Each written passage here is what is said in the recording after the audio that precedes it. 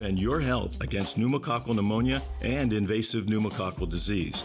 Are you 50 or older like me? The CDC now recommends vaccination against pneumococcal disease. Even if you're healthy, your age puts you at increased risk and over 6 times greater risk of hospitalization with pneumococcal pneumonia than adults under 50. Schedule your appointment today at vaxassist.com. Sponsored by Pfizer. Why do billion-dollar insurance companies regularly delay and deny valid claims? Because that's how they got to be billion-dollar insurance companies. If you've been injured, I'd like to help. Spencer Callahan is the one to see. Call 387-2323. LA filing number 16-7969. WNXX Jackson, KNXX Donaldsonville, and WDGL HD2 Baton Rouge. This hour brought to you by Spencer Callahan Injury Lawyers. LA 21-12681. Offices in Baton Rouge.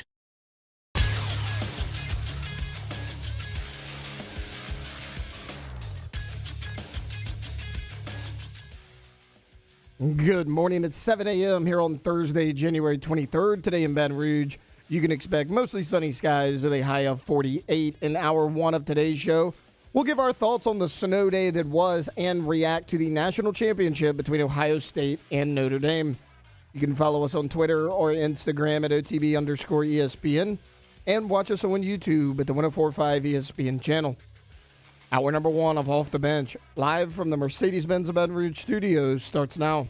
Let's go, baby, let's go! All-Star Toyota presents Off the Bench with Jacob Hester and T-Bob Hebert. Yeah! Off the Bench with Jacob Hester and T-Bob Hebert. Hey, they said I gotta come off the bench. Now, here's Jacob Hester and T-Bob Hebert.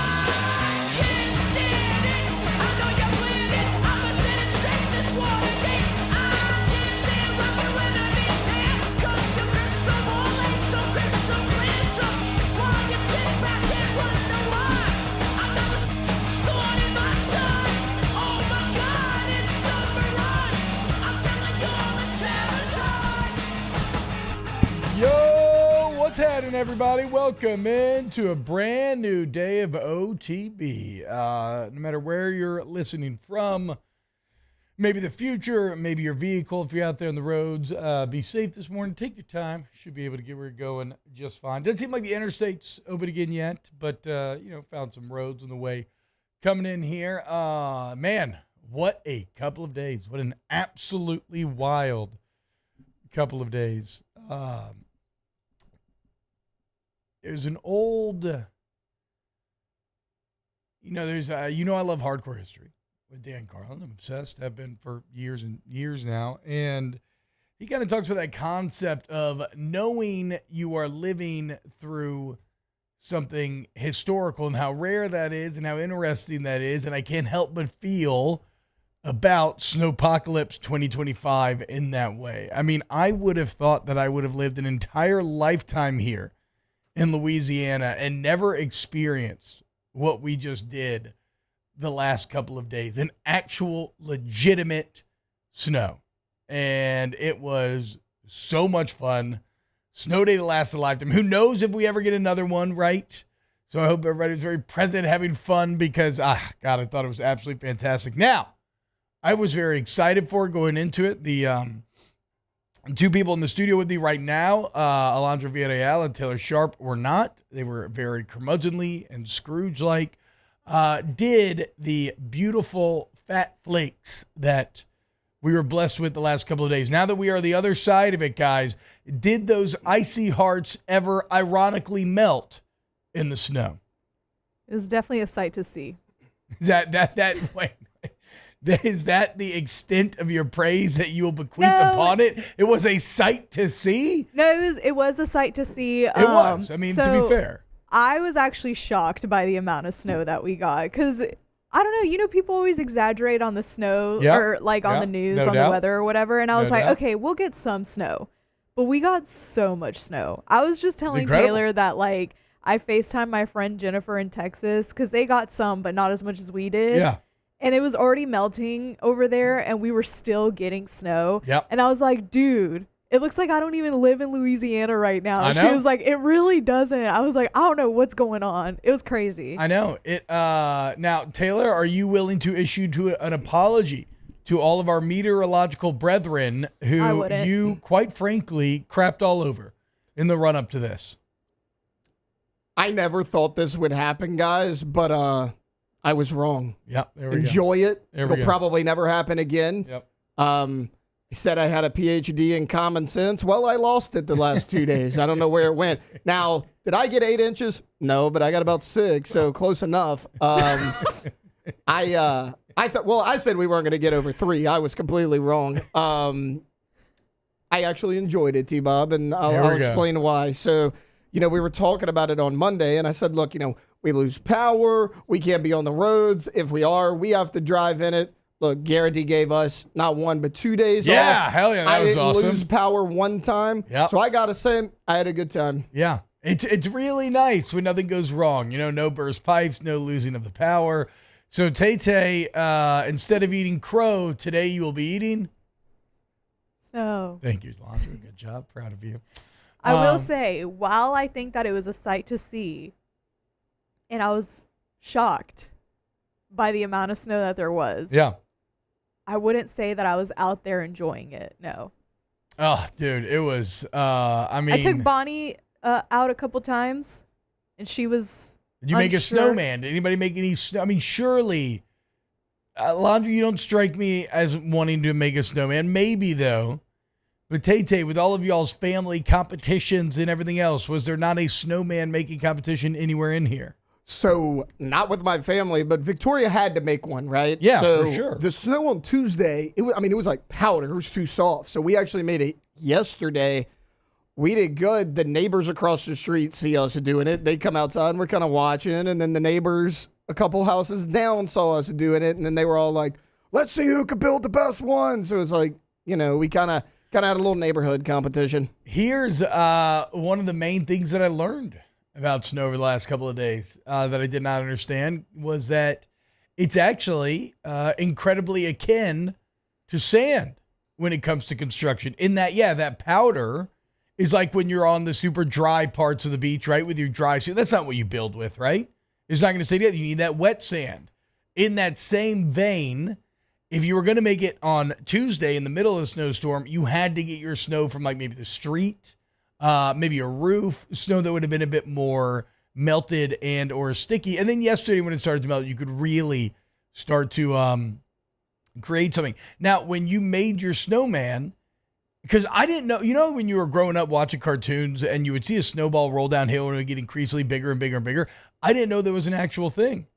But I'll be damned if when we were building that snowman yesterday and that was kind of starting to melt a little bit, you could legitimately just roll that thing around and it would pick up every single bit of snow like it was, I don't know how many people understand this, but like it was the ball from Katamari Damacy, the old game back in the day where you roll everything, it sticks with everything. I was flabbergasted.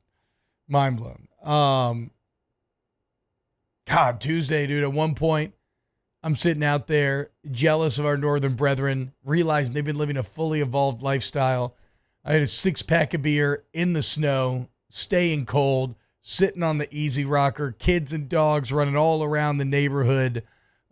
Just unreal good times. Playing Frozen in the backyard, kids going down the slide on the playground with me, shoveling like a little landing area for them to land softly. It was the absolute best. I will say this, not having ski pants for the kids, that was a bit rough.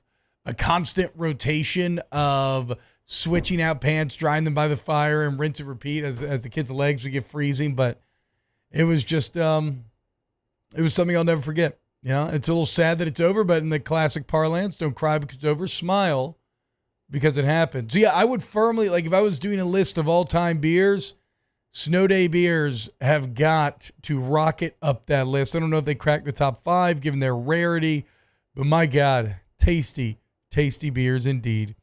Something Devin Snow was tweeting about that I completely agree with as well. And it probably will not remain true over the next couple of days. But that fresh snow that we had Tuesday, I'll be damned if a fresh layer of snow just doesn't make everything look nicer. It covers up all the defects. It adds a beautiful gleam and sheen to everything. When it's sunny outside, all the snow, all the light reflecting off the snow gives it a wonderful kind of twinkling glow. bushes, trash cans, anything. It all looks better with a layer of snow on top. How sad are we that it's over, guys? Not sad. I was telling you this morning, I got a little stir crazy yesterday. Tuesday was nice. Had a little day off yesterday. Like, if I wanted to leave, I could have, but I was like, where am I going to go? Nothing's open. Got a little stir crazy. I don't think I could have done more than about 2 days. I will probably end up kind of bouncing back and forth over the next 3 hours to the snow topics and not.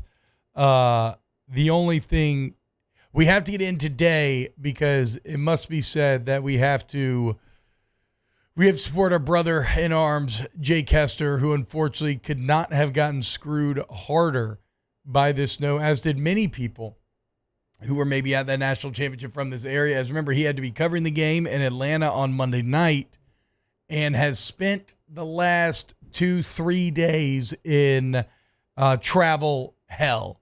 The pictures that he sent us from the airport just looked like an absolute nightmare. Desperately trying to get back to Louisiana every can. I think last we checked he was in Shreveport, but how do you get down from Shreveport? It's just really rough for Jake, and we love him and we miss him, and we hope that he gets back as soon as he can. That's why he's not on the show today. Still hasn't even managed to be able to get home. So absolutely brutal. Daniel Bash says New Orleans looked beautiful. Yeah, I mean the pictures of like Jackson Square and just everything. I mean, even the satellite imagery of the Gulf of America, where there's just there's like so much snow that you can clearly see it from space all along the ground. That was pretty mind blowing to see. As I said, all the historic New Orleans monuments. And just architecture really in general, which is a style of architecture that when you see it, because you know where it is, you almost feel the heat and the humidity and the sweat and the music and the juice. What you don't normally feel is the serene cool and the serene peace that comes with that beautiful blanket of powder. So it was a day I'll never forget. Again, I loved it. Bunny Money says it's a true COVID vibe. Kids playing outside, families cooking in driveways and chilling. Yeah, it was one of the greatest days ever, and I'm thankful and grateful to the world for having experienced it. And I hope that everybody else had a good time and avoided any busted pipes or anything bad like that. And again, on the roads for the next couple of days, let's stay safe as we return to a normal time of life. Real quick, guys, I do want a little programming note here. So it is Thursday today. Now, I know everybody's probably in a bit of a time warp, but it is Thursday today, and LSU South Carolina was supposed to take place tonight. ESPN 1, College Game Day, the first College Game Day featuring a women's basketball game all year long. That game has been pushed back till tomorrow. So if you want to watch Coach Mulkey and Coach Staley's squads go toe-to-toe, 20-0 LSU against 18-1 South Carolina, it is still going to be on ESPN 1, but it'll be at 4 p.m. Central tomorrow. I don't know if they'll have game day or not. It was scheduled a certain hour for the game, so maybe they will at 3 to 4, but that'll be tomorrow in Columbus. It's going to be, or Columbia. Or wait, now I'm getting confused. Columbia, right? Yeah. Too much Ohio State on the mind. That'll be tomorrow afternoon. Can't wait. Huge game, but pushed back to Friday. Sunday's game against Texas A&M remains unaffected. It'll still be Sunday in the PMAC at 3 p.m. So lock in for tomorrow, and let's go, Tigers. A massive game coming up. All right, when we get back here on Off the Bench, if you want to go ahead and get all of your snowpocalypse takes in the chat, youtube.com/1045ESPN. We can get to those. And let's talk national championship, because, again, we are in a bit of a time warp. And even though this game took place Monday night, we have not yet gotten a chance to discuss it on air. Of course, we have a ton of Saints coaching search news to get to as dominoes begin to fall. We have our Hunt Palmer player profiles, portal player profiles coming up. Some LSU baseball players named preseason All-Americans, early top 25s, munchies, big deal, no big deal, info story of the day, a ton to get to. So keep it locked right here in the next 3 hours. Let's have ourselves a good time on Off the Bench. Off the Bench. Tommy's Windows, Doors, and Siding. Well, over the last couple of days, you might have, if you have faulty windows, faulty siding, faulty doors, allowing leaks and whatnot, well, chances are you've probably noticed. If you want to prepare for the future, why not get in touch with Tommy's Windows, Doors, and Siding about what you can do to upgrade to be ready for any sort of weather? Because when you're talking about the Hardy Plank and Vinyl windows, Hardy Plank and Vinyl siding, you were talking about energy efficient windows and sidings and doors. So they keep the heat in or they keep the cool in, depending on what time of year it is. What this means is it cuts down on your bills, which means you save money over time. Also, remember that Tommy's comes with lifetime warranties. So you want to talk about having extended peace of mind once the work is done? Why not trust the exterior home improvement specialists over there at Tommy's Windows, Doors, and Siding? You go check them out by going to gotommys.com. That's GEAUX Tommys.com. There it is, the extra mile, on the border of expected and extraordinary for those willing to go further, like vans customized for work or play. With safety and tech to Plus, keep you save connected. $680 on a Mighty 4-piece kitchen appliance. Now just $17.96. Lowe's knows savings. Lowe's knows the pro. extra mile. It's never crowded because so few have what it takes to go there. Mercedes-Benz Vans. Breck teamed up to reimagine your parks, and you imagined big. With your help, we went to work, creating 12 beautiful community parks across the parish. A family-sized water park, miles and miles of trails, and parks just for your dogs. There are more places to splash, to explore, to run wild, and even soar. You imagined, we delivered. Gold. Breck, your #1 park system in the nation. Gulf Coast Office Products is a nationally recognized Savin office equipment dealer based right here in Louisiana. Over 100 employees strong, Gulf Coast has the boots on the ground to support all vertical markets, from education, engineering, legal, and finance. With the latest in office technology, from desktop to production segment units, Gulf Coast and Savin have the perfect fit for you. Call 225-756-2644. That's 756-2644 for Gulf Coast Office Products. I've been doing business with Luba for 25 years. They're dependable, trustworthy. It's just the attention to detail with our clients. Our folks have years and years of experience. They're highly trained professionals, but many companies have that asset. What I'd like to think makes Luba a bit different is that we use those talents in a way that truly is dedicated to serving the needs of the folks who depend on us.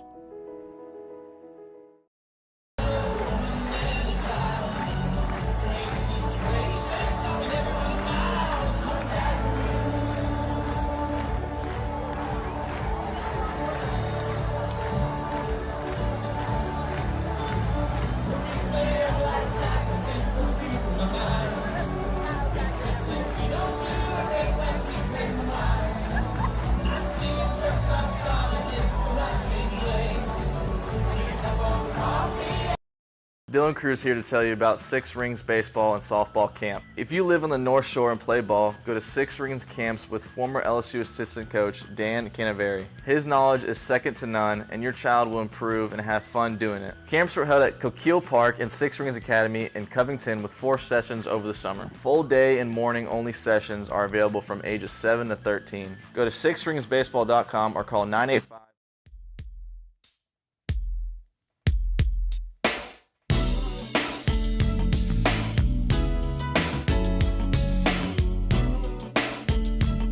Welcome in to the best morning sports-ish show around. Off the Bench with Hester and T-Bob.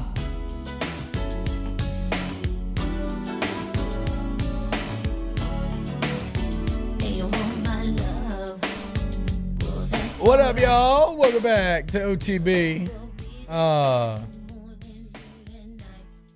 Do we still do RB Thursday if Jake's not here? We're doing it in honor of Jake. Okay, I like that. I feel so bad for him. I know.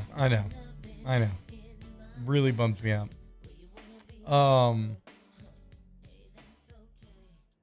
Chad's bringing up some interesting points here and something I don't fully understand. How did everyone's dogs handle the snow? Because it's interesting. I assumed all dogs just love it, right? But a lot of people saying, someone like, I got 2 dogs. One did. Yeah, like Dustin says, one of my dogs absolutely loving it. Well, the other one was like, nah, fam. I mean, My dog did not want to come inside all day long. We probably played fetch, ran around the neighborhood for the last 48 hours, laying in the snow, rolling around it. How'd the pups like Snowpocalypse 25? So I watched my neighbor's dog. They're stranded in Washington, D.C. right now. Yeah. They can't get back. They're in Jake's situation. But she was unsure of it. She's a golden retriever, so already a silly dog. Yeah. She was a little unsure of it, but then ended up really liking it and was just looking for sticks under the snow the entire. It was so cute. Hell yeah. Yeah. Tay-Tay? What about Frankie was an absolute menace. I don't know if you guys saw the video that I sent in the group chat. I saw it. I've not looked at my phone much the last couple of days. I'm trying to email it to myself to pull it up right now. Sprinting, when he found out he could eat the snow, it became a big day for him. That was a big one. Eating the snow, he enjoyed more than playing, I would say. But yeah, just absolutely like happiest dog in the world was Frankie the other day, running in the snow. Look, I got this video right here. It's just. Watch this dude. And the salient point, let me see here. Just a menace. Look at this guy. See, like, that's and it hadn't really started to come down yet. Like, this was early on Tuesday morning right here. Yeah, because you could still see the ground. Oh, he was going nuts. This is before like all concrete had gotten completely covered. Oh, man. Look at that guy. Wow. Look at that, dude. That's wholesome. God, I mean, these are images that will continue to shock and baffle. It was funny. We had a bunch of people because a bunch of the kids came over early on, and then they were all kind of inside our house. Way too many people inside the house. But cooking breakfast, hanging out, drinking mimosas, whatnot, everything's going on. And it was so funny because every conversation was simply, oh, my God, look at this. Look at this. Because it just kept coming down more and more and more and getting thicker and thicker and crazier and crazier. And I was like, I know that we're being redundant and speaking in circles, and this is not the most witty conversation, but like I can't help but keep mentioning it. Just never seen anything like it. Never. And it was fantastic. Anybody get any snow fires going?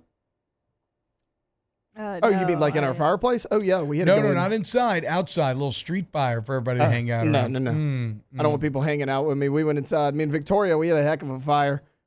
We picked up, like, her dad had just cut down a bunch of trees. Like, he has this property where he raises cows and all that. I mean, we have enough firewood to last us about 2 weeks. Hell yeah. So, I mean, we had a fire going the whole time. What about, did you watch anything good how did you fill your time being alone inside the entire time? The movie Snow Day, of course. Yeah, great movie, dude. Had it on in the background a little bit. I didn't sit down and watch it. Haven't seen it in Chevy years. Chase doing the snowman weather report. So good. Can't beat it. And really Sloan from Entourage bursting onto the scene back in the day. Chris Elliott as Snowplow Man is something I'll never forget.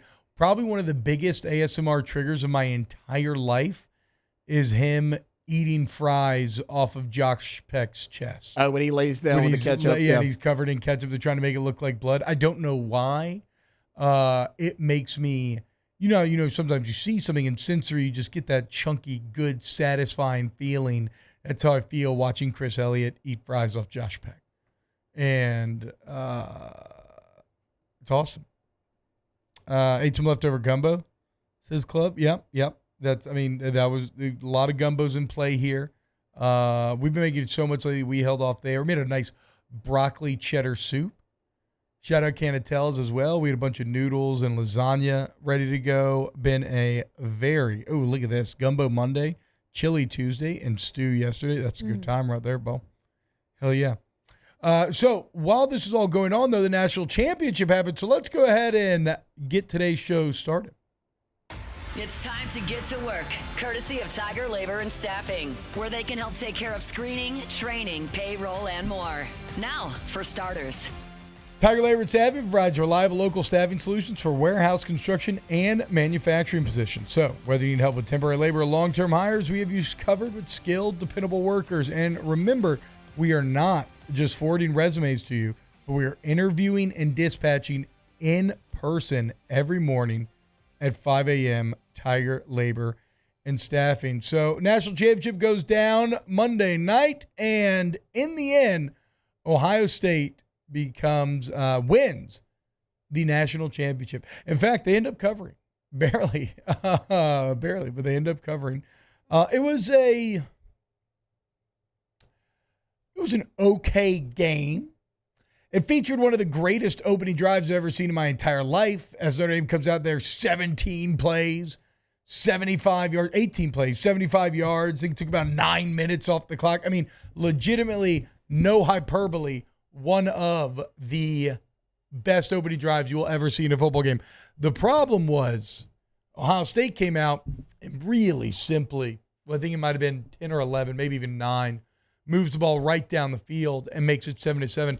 And right there in those first 2 drives, you could already see all the dynamics at play for the game. Because while Notre Dame's drive was, again, like I said, legitimately one of the best opening drives you will ever see in a football game, like top 5 of all time, it was grindy and it was hard.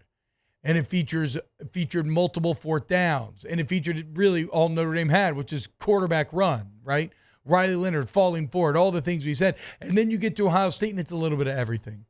Chunk plays, Will Howard making it with his legs, the running backs, Henderson and Judkins coming up big. And it just seems so much smoother, and that would hold true through the rest of the game. Now, I will say, massive credit to Notre Dame for finding a way to make that game frisky. Many people were ready to turn that game off at the end of the third quarter.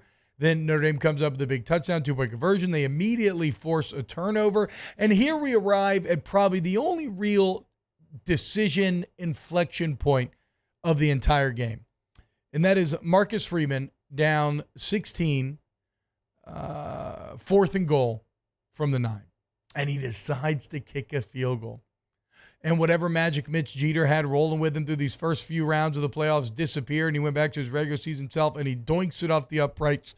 No points. But I want to explore this. Not that it would have made the difference in the game, but you honestly have to pick apart, right? He said it was really only the only coaching inflection point of the entire game in many ways. And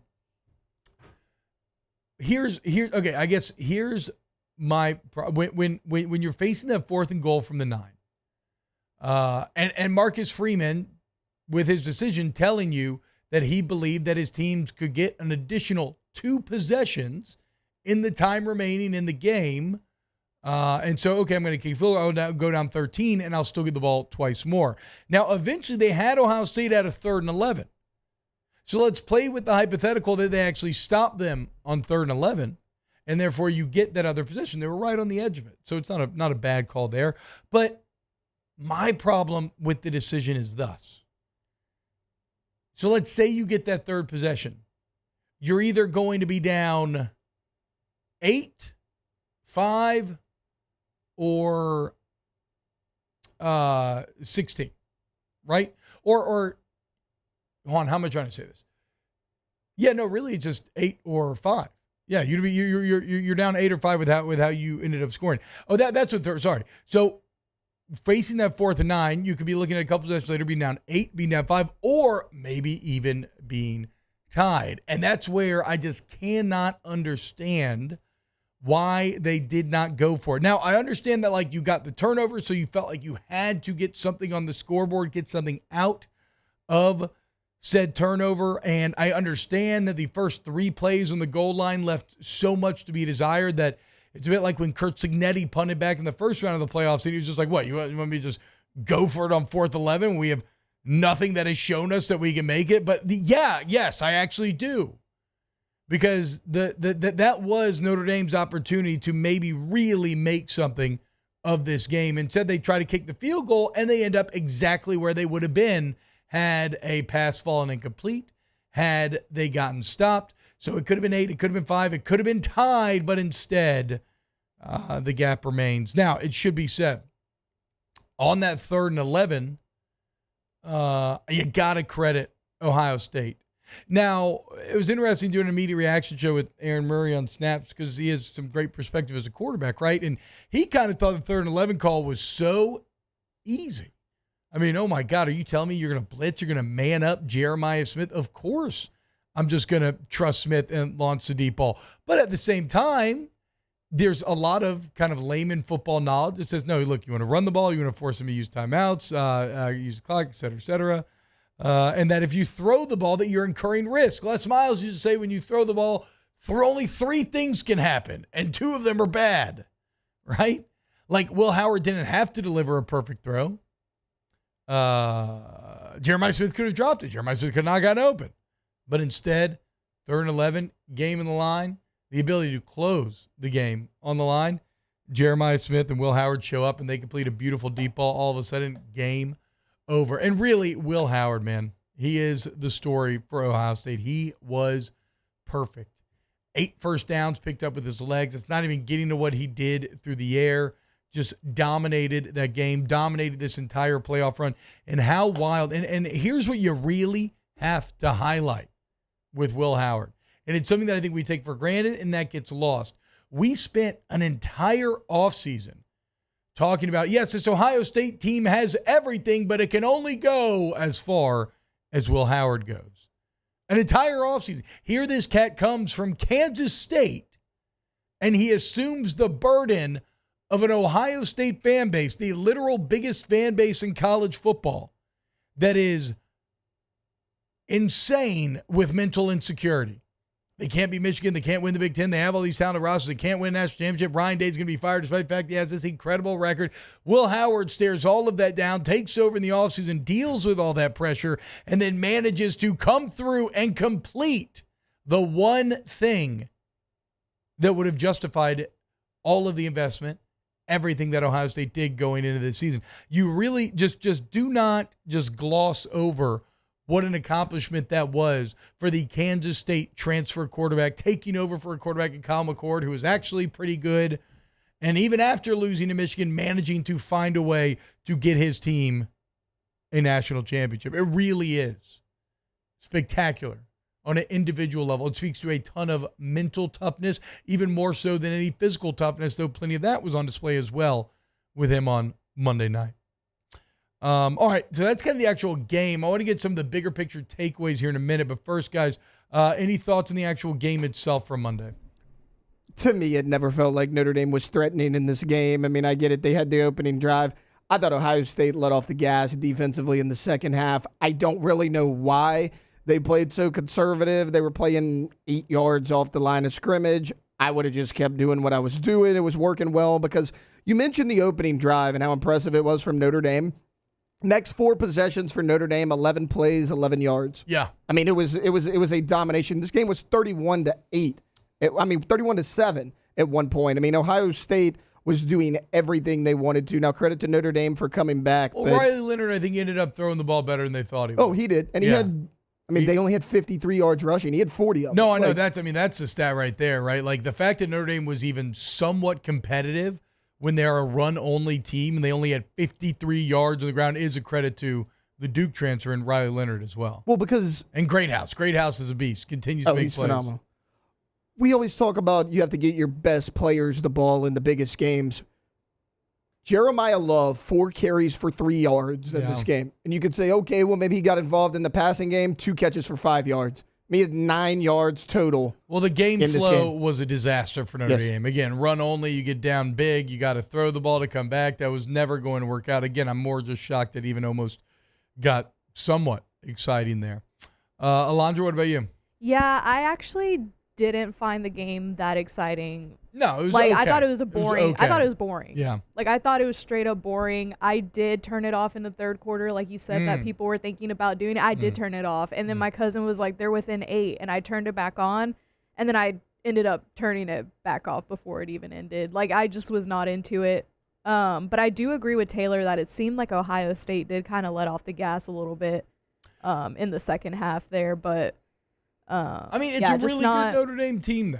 It is a good Notre Dame team. It's a really good Notre Dame team. But also when they were going into the half, she asked Marcus Freeman, like, what do you need to do to convert on third down, I think is what the question was. And he was like, we got to convert on third down. And I was like, ooh, it seems like he's getting a little flustered. I will say this. And I mean, look, they couldn't stay on schedule. They couldn't run the ball. Notre Dame had the best third down percentage entering of any playoff team. They were 50% during the playoffs alone because they had constantly been at third and short. I will say this, Freeman did have one of the all-time great in between third and fourth quarter interviews where he was like, we got to get stopped, we got to force a turnover, and then they immediately forced the fumble, and it looked like they had some hope, but then he ends up kicking the field goal. I don't remember if it was in between first quarter, second quarter, or at halftime like she was talking about, but I mean, I'm sitting there on the couch, I'm like, this game's over, because they asked him, what's the issue? You guys got to be able to move the ball, and he's like,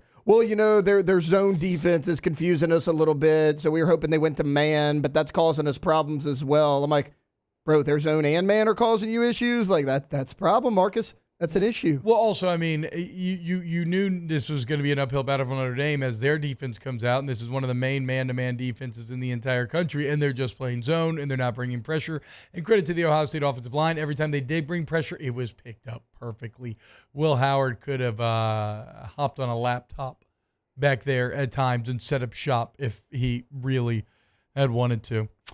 So Ohio State wins the national championship. Coming up next, let's get into what that means, because I think there are some very clear big picture takeaways that will ripple throughout all of college football. You want to give your takes in the game, youtube.com/1045 ESPN. More off the bench coming up next. Off the bench. Hey guys, check it out. We are so excited to be partnered with a brand new sponsor here on Off the Bench, and those are your Generac home generator experts, our friends over there at Boudreaux's Electric. At Boudreaux's, we like to say that everyone is a VIP. Okay, everyone treated exactly the same, and what that means is being treated with a customer-first mentality. That is the core ethos, the guiding light of Boudreaux's, is serving their customers. There's all kind of wonderful anecdotes about them servicing people in storms when they have to have it, make sure they're good to go. Oh, you got a system that's 10 years old, the parts in and out. We'll send you an entirely new unit because we just want to make sure that you are taken care of. Boudreaux's been in business for over 40 years, since 1982, and been in the Generac generator business over 15 years, and one of only 5 dealers in Louisiana, one of only 5 top dealers in Louisiana with Generac. So if you want to make sure that your home is protected and you're good to go when storms hit or anything else, you want to go to Boudreaux's Electric. Go to Boudreaux'sElectric.com today. At Bayou Automotive, we believe in a sales process that puts you first. We want you to experience an easy purchase with clear pricing and great service. Let Bayou Ford and Bayou Chrysler Dodge Jeep Ram be your trusted partners in finding your perfect vehicle. The crew at Bayou Automotive is going to do right by you.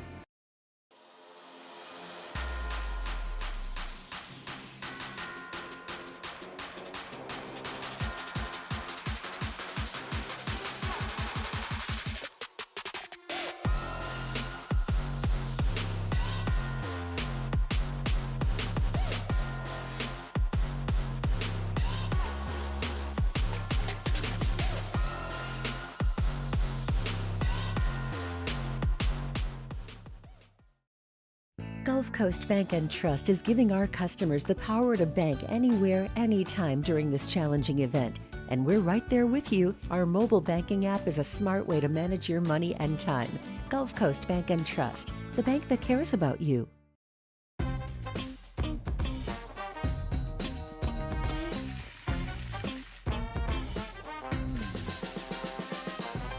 The best-kept secret in town is out. Discover Tallulah at the Renaissance Hotel on Bluebonnet. BRAC teamed up to reimagine your parks, and you imagined big. With your help, we went to work, creating 12 beautiful community parks across the parish. A family-sized water park, miles and miles of trails, and parks just for your dogs. There are more places to splash, to explore, to run wild, and even soar. You imagined, we delivered. Gold. BRAC, your #1 park system in the nation. Got chores that need some extra muscle, but a large piece of equipment is overkill? That's what John Deere compact utility tractors were made for. Powerful enough for the work you need to do. Compact enough for how you need to do it. Find the equipment that's right for you at Sunshine Quality Solutions. Check out our current promotions and learn more about what it means to be powered by sunshine at sunequip.com. Gulf Coast Office Products is a nationally recognized Savin office equipment dealer based right here in Louisiana. Over 100 employees strong, Gulf Coast has the boots on the ground to support all vertical markets from education, engineering, legal, and finance. With the latest in office technology from desktop to production segment units, Gulf Coast and Savin have the perfect fit for you. Call 225-756-2644. That's 756-2644 for Gulf Coast Office Products. I've been doing business with Luba for 25 years.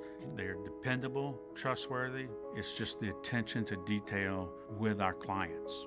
Our folks have years and years of experience. They're highly trained professionals. But many companies have that asset. What I'd like to think makes Luba a bit different is that we use those talents in a way that truly is dedicated to serving the needs of the folks who depend on us. Dylan Cruz here to tell you about Six Rings Baseball and Softball Camp. If you live on the North Shore and play ball, go to Six Rings Camps with former LSU assistant coach Dan Canaveri. His knowledge is second to none, and your child will improve and have fun doing it. Camps were held at Coquille Park and Six Rings Academy in Covington with 4 sessions over the summer. Full day and morning only sessions are available from ages 7 to 13. Go to sixringsbaseball.com or call 985-206-9096. Learn the game.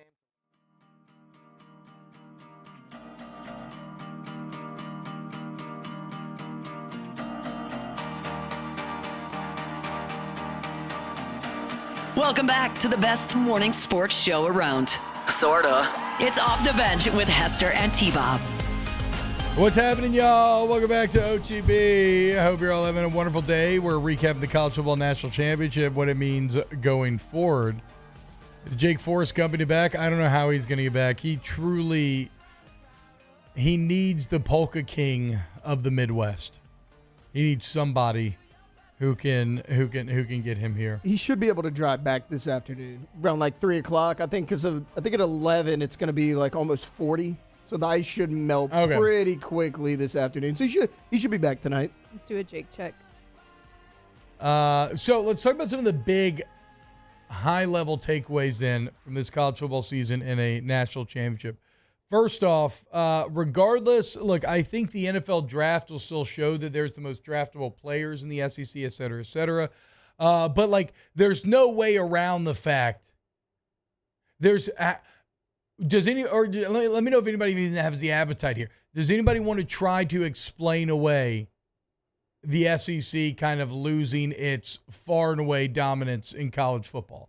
Because I feel like the facts are pretty objectively damning. I would say other teams have caught up in NIL and transfer portal. First off, your quarterback play wasn't great. I mean, outside of Quinn Ewers, like Jackson Dart was great, didn't make the playoffs. Outside of Quinn Ewers, like Carson Beck was up and down. Then he gets hurt, so Gunnar Stockton has to play. All right. I mean, Ewers is going to the NFL. Ewers is turning down millions of dollars to go to the NFL because Texas doesn't want him back, despite everything that he's done for Texas the last couple of years. I mean, I think the SEC was the SEC of old. Really good defense, really good running games, but you kind of struggled to throw the football. I mean, you look, it's the second year in a row in which there's no SEC team in the championship. It's the second year in a row in which a Big Ten team wins it. And although the SEC finishes 8-7 in bowl season, the Big Ten finishes 11-6. But here is the most damning part about it all. The Big Ten finishes 5-1 against the SEC in bowl season. So all that noise and it wasn't just the big dogs. I mean, yes, Ohio State did stack a couple of those, but again, that's Ohio State, a 10-2 Big Ten team beating your best. But then it's USC beating A&M with a USC where everybody had transferred out. It's Michigan beating Alabama with none of Michigan's best players playing. It's a 3-point win by Mizzou away from being 0-6 against the Big Ten. So first high-level takeaway, college football's evening out. The SEC no longer this monolithic dominant group, and clearly now we have a power two. We have the two big boys, and then the rest of the country is still good, and I still need to be a part of it. But, yeah, the SEC and the Big Ten separated with the Big Ten even a little bit ahead of the SEC. The other big takeaway, which is impossible, to ignore? You want to win big? You got to spin big. I mean, we talked about at the beginning of the playoffs with a couple of exceptions. The teams that were there were teams that had invested very, very heavily into their roster, and none so more than Ohio State, right? I mean, really, the only team that maybe invested more as much as Ohio State was in Oregon, and they managed to beat Ohio State during the season, but they couldn't handle them in the playoffs. Still had a very good year, so Oregon would reinforce this idea as well. But just in case anybody was holding any illusions about being able to bargain bin this thing, about being able to, and Notre Dame, look, Notre Dame spent, but they didn't spend crazy. They probably spent, well, like 8 to 10 if I had to guess on that roster. And they got close. They showed that you can still be a team that's the whole is greater than the sum of its parts. But I'll be damned this national championship game if they didn't look like they clearly outmatched Notre Dame, because where were they weak? They had a great D-line, an incredible secondary. Judkins and Travion Henderson in the backfield, just absolutely deadly. Judkins, a red zone animal. We know about Igbuka, who's now actually the Ohio State all-time leading receiver, which is insane to think about. Jeremiah Smith, the tight end. I mean, where were they weak? The offensive line was supposed to be maybe the only weakness, and then they lose a guy like Seth McLaughlin in the middle of the season, and that's like, oh my God, you lose your first-team All-American center. And they just got better. They got better at running the ball. As I said, the pass pro was incredible on Monday. So, yeah, you want to play with the big dogs, you got to pay with the big dogs. And it just is the ultimate refutation of how LSU approached the 24 season, in which they thought they could get away with bargain bin shopping. They thought they were entering the season lean and mean and trim and operating efficiently. And look, our costs are so down and we're still going to be good. And you were all right. But you want to be in the playoff, you want to be lifting that trophy next year, you got to spend. And LSU is, to be fair, as we've covered in our portal player profiles. But it's impossible. And I don't know how to verbalize or lay out what the full impact will be, but it is impossible to ignore that we spent an entire offseason gasping and guffawing at the numbers that Ohio State was investing, right? $15 million. Then we learned it's closer to $20 million. What? $20 million? Ryan Day, not even coaching anymore, spending all of his time fundraising. And credit to him, he managed to justify the investors' confidence, right? Like, he managed to get all of this money together, but it was with the earmark of, but if you don't get it done, then you may be done. And now he did. And so what does that mean? That everybody is going to follow suit. Let me find one of my favorite quotes ever. You've heard me mention it before. Comes from Valeas Paterculus. Found this in Storm Before the Storm. Excellent Mike Duncan book on kind of the setup of the fall of the Roman Republic. But he said, quote, "Precedents do not stop where they begin, but however narrow the path upon which they enter, they create for themselves a highway whereon they may wander with the utmost latitude." And here's the important line: "No one thinks a course is base for himself, which has proven profitable to others." And spending $20 million has proven very profitable to Ohio State.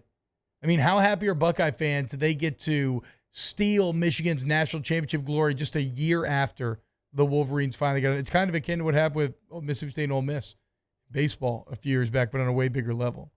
But again, no one thinks a course is base for himself, which has proven profitable to others. So you want to win big, you better be willing to spin big. All right, let's close out hour one of OTB when we get back. Off the bench. Go to trashrangers.com, trashrangers.com. And remember, guys, right now we got an incredible deal going on. You want to make the residential switch. Congratulations. You have, if you live in Livingston or Ascension, you have a choice, okay? And for right now, you can make the switch for half price. That's right. You can get started with Trash Rangers, the local guys with the red cans who give a damn, who text you the night before to remind you to put out your cans so you never forget again, who are part of the community. They give money back to the community through local league teams, churches, all that sort of. You can make the switch. You can start it for as low as $13.95 a month. What? So you get better service at an even better price? Call today. Go Go to trashrangers.com, get all the details, and make the switch. And remember, if you are a local business owner, we understand the varied needs of local business. So front load dumpsters emptied up to 6 times a week, big roll-off dumpsters, we got you at Trash Ranger. At Bayou Automotive, we believe in a sales process that puts you first. We want you to experience an easy purchase with clear pricing and great service. Let Bayou Ford and Bayou Chrysler Dodge Jeep Ram be your trusted partners in finding your perfect vehicle. The crew at Bayou Automotive is going to do right by you.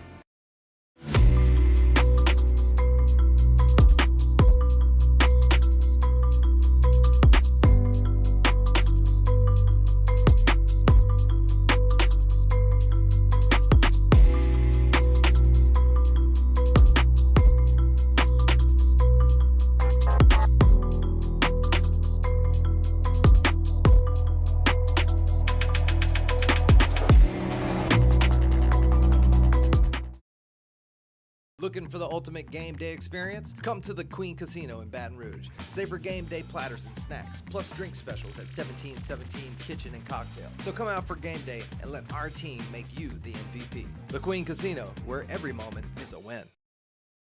Jerry and Benny Payne began Central Plumbing Company out of their driveway in Tanglewood Subdivision. 50 years later and 4 generations down the road, we continue to serve Baton Rouge and the surrounding areas for all of their plumbing needs. Residential, commercial, industrial, or hospitality, Central Plumbing is here 24/7, 365. We want to thank our customers, family, and friends for 50 years of success. And looking forward to 50 more. At Ochsner, we know healing is a team sport. That's why we've partnered with world-renowned orthopedic surgeon Dr. James Andrews to create the Ochsner Andrews Orthopedics and Sports Medicine Institute. Whether you're a professional athlete or a weekend warrior, our team of specialists are dedicated to getting you back in the game. So whatever your reasons are for reaching your personal best, we've only got one: you. Ochsner Andrews Institute. Long live you. Breck teamed up to reimagine your parks, and you imagined big. With your help, we went to work, creating 12 beautiful community parks across the parish. A family-sized water park, miles and miles of trails, and parks just for your dogs. There are more places to splash, to explore, to run wild, and even soar. You imagined, we delivered. Gold. Breck, your #1 park system in the nation. Got chores that need some extra muscle, but a large piece of equipment is overkill? That's what John Deere compact utility tractors were made for. Powerful enough for the work you need to do. Compact enough for how you need to do it. Find the equipment that's right for you at Sunshine Quality Solutions. Check out our current promotions and learn more about what it means to be powered by sunshine.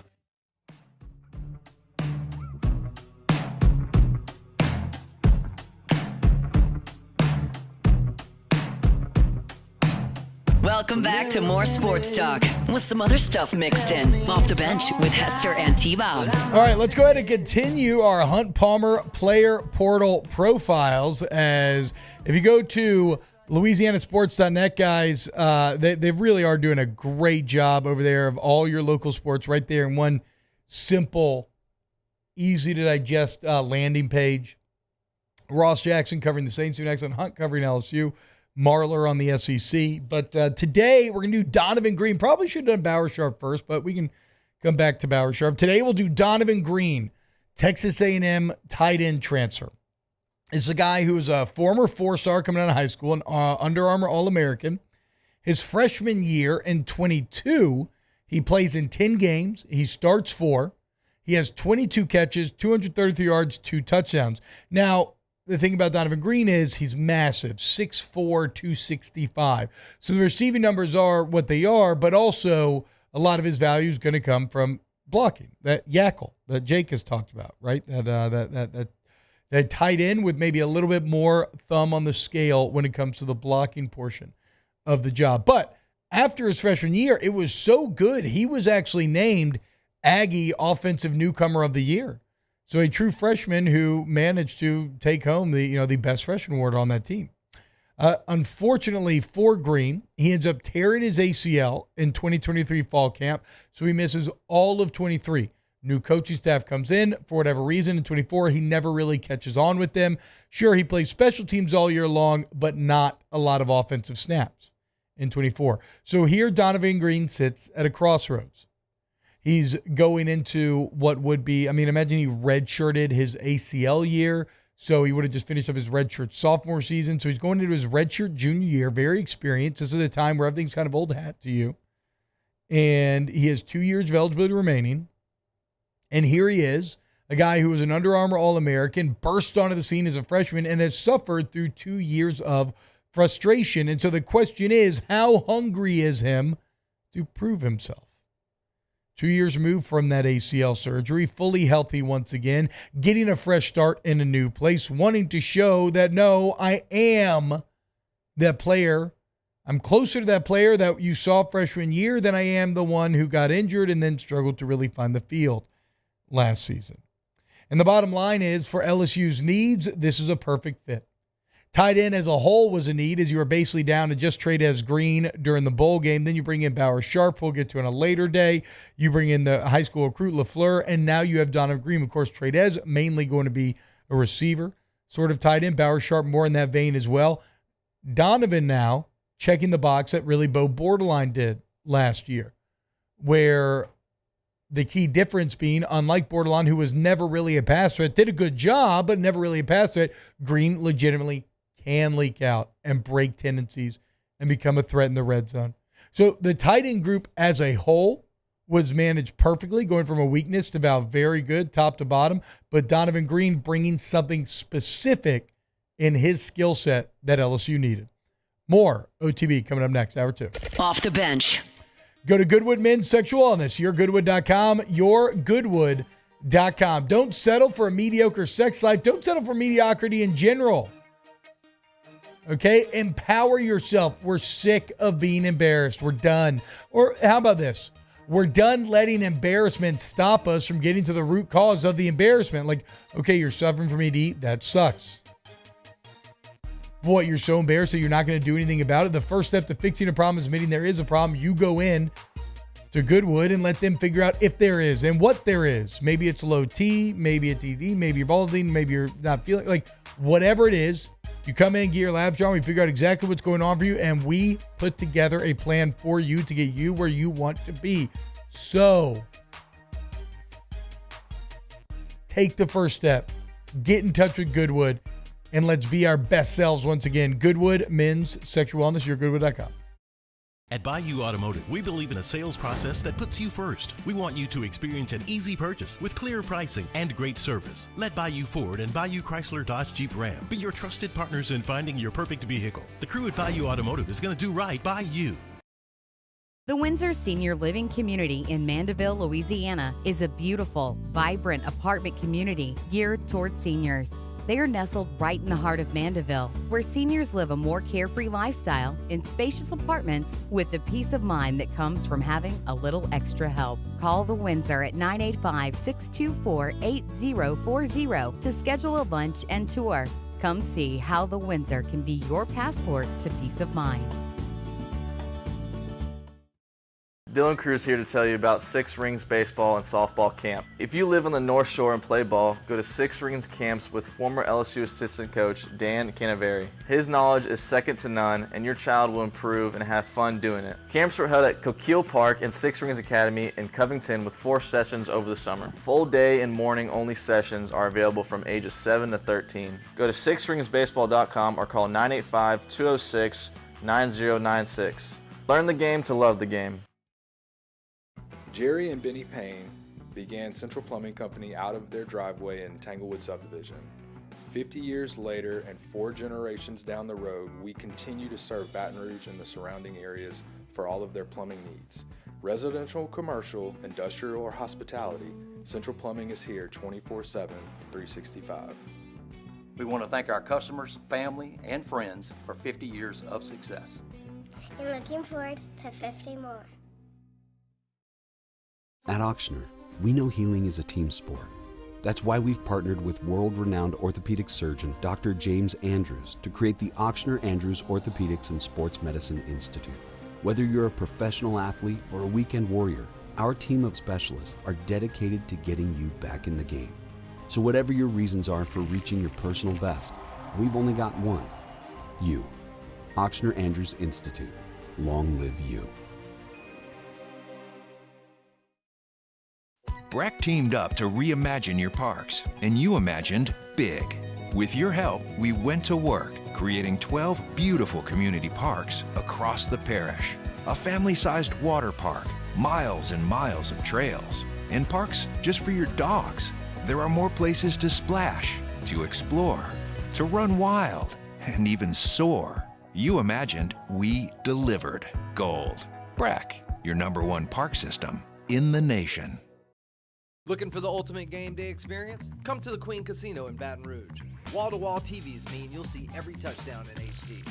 Place your bets and feel the thrill of every play with our DraftKings Sportsbook. The Queen Casino, where every moment is a win.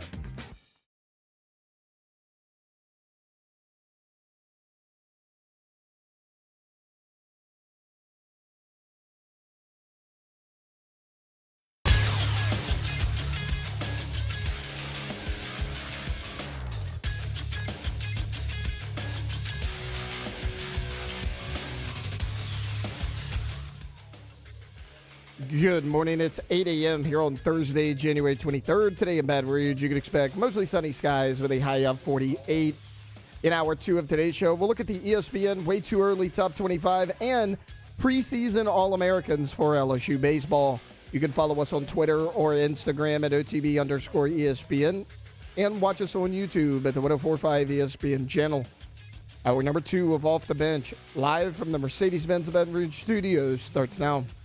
Let's go, baby, let's go! All-Star Toyota presents Off the Bench with Jacob Hester and T-Bob Hebert. Yeah, yeah, yeah, yeah, yeah! Off the Bench with Jacob Hester and T-Bob Hebert. Yeah, they said I gotta come off the bench. Now, here's Jacob Hester and T-Bob Hebert. Yo, what's going on today, guys? No Jake Hester, as unfortunately our guy is stuck in travel hell, currently in Shreveport, we believe, somehow trying to find a way home. But we do have myself, T-Bob, and Alondra Villarreal, and Taylor Sharp hanging out with you today. Hope you're having a great day. Talk Snowpocalypse and National Championship in hour number 1, as well as the big takeaways. We'll talk a bit of LSU going into next year here as we kind of wrap up the college football season. Got to get the Saints coaching search as well right now. And I haven't researched this topic as much as I will after the show because I didn't think about it, honestly. But it seems to be percolating a bit, and it's what Aaron wants to talk about on Snaps today. But was this first 12-team playoff a bust? People are saying ratings are way down. I've not seen ratings for the national championship yet. I thought they would be banger because it's the two biggest fan bases in America, and it's on a Monday night, not really competing against anything. But just surface level, before we get into numbers, and we're going to dive straight into coach search. We're not going to stay here. Do you think this 12-team playoff was a bust? I don't think it was a bust. I mean, sure, ratings are down a little bit. You mean to tell me that 12 games is going to get slightly lower ratings than 4 games or 4 teams? Not super shocked by that. That's true. I would like to see the national championship ratings, though. I mean, those are 2 huge fan bases. Yeah. And, people around this area didn't have to wake up early and go to work the next morning. So, I imagine. Look them up. I imagine the championship ratings themselves are really, really good. I thought they would be, too. That's what I was calling for before the game. Alondra, bust or not? To bust or not to bust? Bust. Always. No, actually, I said this last week when I was trying to defend myself from being a Scrooge, that I enjoy the 12-team playoff. But if you're asking in a general level, I can't really tell. I can't tell if it's how much of it is spurned lovers, because a lot of SEC fans are like, because my team didn't make it or my team got knocked out, and that's the most. I mean, we are the most passionate college football region. Yeah. And it's like anything else where it's like anytime something is big and new, you're going to have people kind of lining up to crap all over it. Yeah. But then I guess other side of that is I can't really trust myself because my entire job is covering college football. So, of course, I want more games. Of course, I like more games to break down and react to and all that. So I'm not exactly unbiased at all in this conversation. 22.1 million viewers on average. Peaked at 26.1. That's really good. The most watched non-NFL sporting event over the past year. Yeah, for sure. I think maybe Ohio State, Michigan last year would have rivaled that. And then I do know that LSU, Alabama, the game of the century back in 2011 was over 20 million. So, so the national championship rating's fine. Very good. Very good still. And if you ever compare it to the NFL, well, don't, because nothing beats the NFL. It is in a class unto itself. You may be saying, when are we going to get a good championship? And that is something I agree with, guys. Do you realize how long it's been since we've had a good final, like a good championship? It's been since 2018. Now, it may not feel that long ago. That was long ago. The 26-23 overtime, Alabama, Georgia, where Tua comes in and saves the day against all odds. But so that was 18. And 19, Clemson dominates Alabama 44-16. Of course, I'll call it 18 because it took place in January 19, but the 18. In 18, so really it's really been since the 17-18 season that we've had a close championship game. Because then it was 44-16 Clemson over Alabama. There's 42-25 LSU over Clemson. 52-24 Alabama over Ohio State, 33-18 Georgia over Alabama, 65-7 Georgia over TCU, 34-13 Michigan over Washington, and then 34-23 Ohio State over Notre Dame. So really, this is the closest game that you've had since 2017. This game that we kind of described as all right. So I don't know what it is. Is it the fact that just the elephant emerges in the room by year's end? I'm not entirely sure. But, and this happens, we see this sometimes in the Super Bowl as well. You see blowouts, maybe not with this consistency. But, yeah, here's to hoping that we can get a more competitive championship next season. I know that it goes back to, before the 12-team playoff, but we were talking about the seeding a few weeks ago. Yeah. And I wonder if, that's why for this year – yeah, there was and I guess 10 points really isn't that big of a discrepancy, but Ohio State dominated most of the game. It didn't get close until later. No, again, it's a massive credit to Notre Dame. They somehow found a way to get that game somewhat interesting because it was a disaster for a lot of it. Or uninteresting. Nookie says down $3 million from TCU UGA last year, or $3 million, 3 million viewers. From Michigan Washington last year. I find that to be a bit shocking, though maybe there was some novelty in a no SEC final. But yeah, that is surprising that it would have not been last year. And as far as the seeding line, just certainly, right? It's a 1-year sample size, so I think people are always going to be hesitant to being too reactive, and we'll probably wait and get a second year. But my biggest takeaway on what to change for the playoffs would be simply that. Seed it based on the rankings. I think you would have had better round one matchups, and it would have cut down on a lot of the complaining. So we'll probably have this system again next year, and then who knows what sweeping changes they will make after that. Honestly, though, the seeding may have made it a little bit more exciting down the stretch, not round one, because Ohio State, Notre Dame, neither of them were a top 4 seed. Neither of them had a first-round bye. They had to kind of play the long game here. It made it less boring down the stretch. If the top 2 seeds would have had the first-round bye, made it to the national championship, not really that big of a deal. You knew Ohio State was good. They still had to play that extra game, and then Notre Dame kind of became the Cinderella team. So, down the stretch, it may have actually helped. Janet has competed against inauguration. That is true. Is that? I mean, not really. I mean, the inauguration started at 10 a.m. on Monday. It was pretty much. But at least some viewers are being leached. Yeah, but it was pretty much wrapped up by 6 o'clock. But I'm talking about even coverage of it. Yeah. If you and a lot of people are really into it, and if you are, if you are someone who loves politics and just engaging in all that.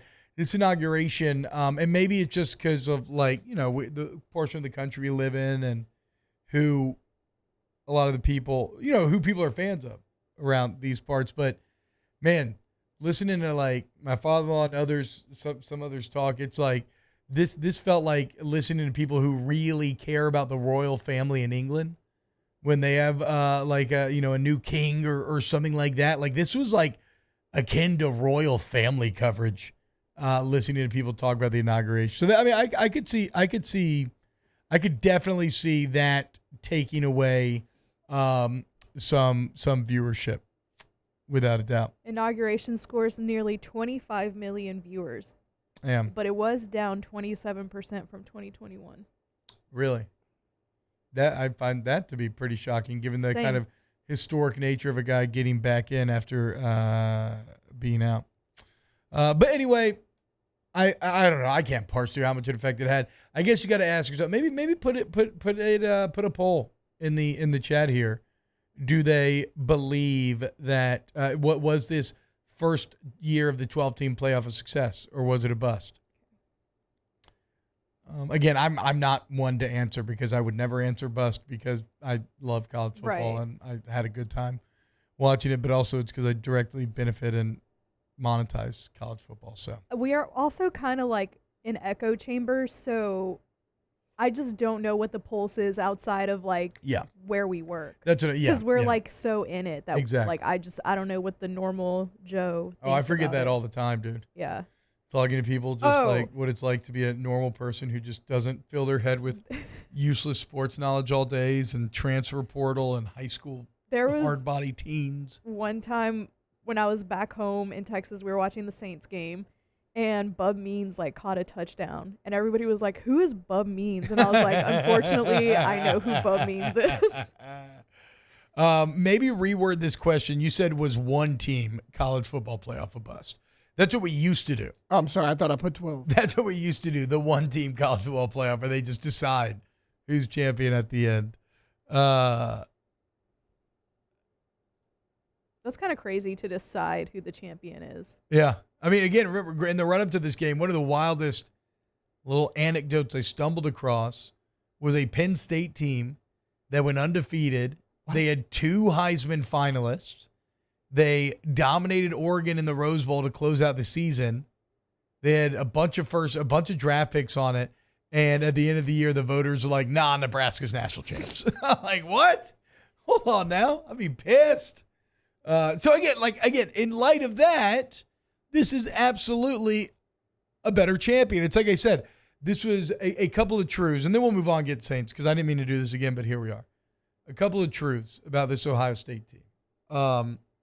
They had, objectively, the hardest final path to the college football playoff. We have never seen that many quality opponents in a row in order to win a championship.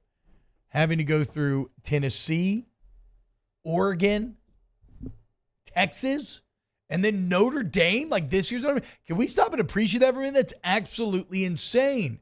Now, what this led to is many Ohio State fans saying this has to be one of the best teams ever, right? Well, unfortunately, no. Take a seat, young Skywalker.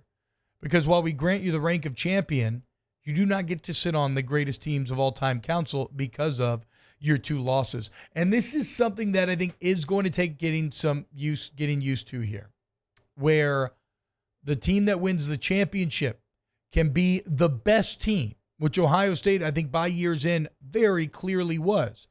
But they can also be a team that underachieved at times. There is more margin of error nowadays. You don't have to be absolutely perfect all year long, maybe like you did in the past. So did Ohio State underachieve at times this year? Sure, absolutely. I mean, the Michigan thing will haunt them forever. But in the end, they were clearly the best football team, which is wild, considering that's what we all thought entering the season as well. And here we sit at the end of the season. All right, go ahead and vote on the poll. And then when we get back, let's talk Saints coaching search here on Off the Bench. Off the Bench. Go to Pinnacle Exterior Construction, PECbuilt.com, PECbuilt.com.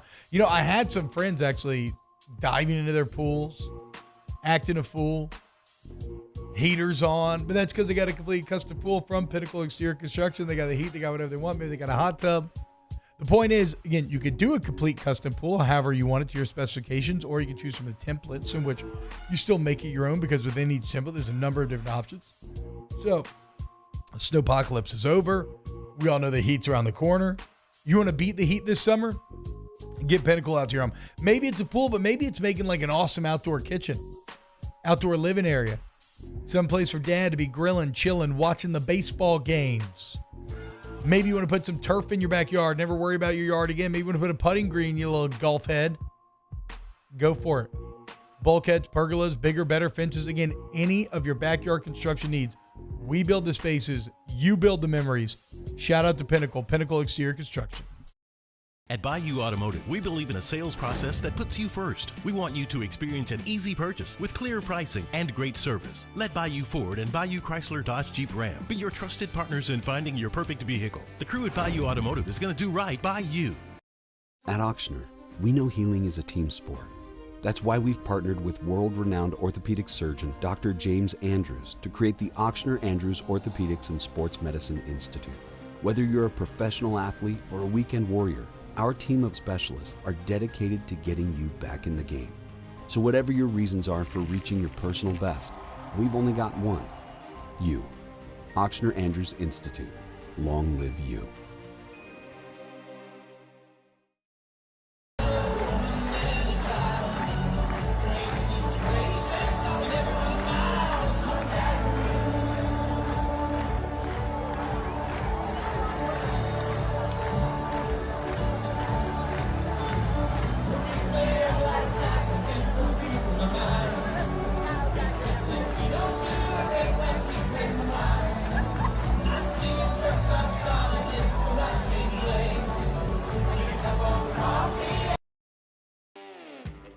Got chores that need some extra muscle, but a large piece of equipment is overkill? That's what John Deere compact utility tractors were made for. Powerful enough for the work you need to do. Compact enough for how you need to do it. Find the equipment that's right for you at Sunshine Quality Solutions. Check out our current promotions and learn more about what it means to be powered by sunshine at sunequip.com.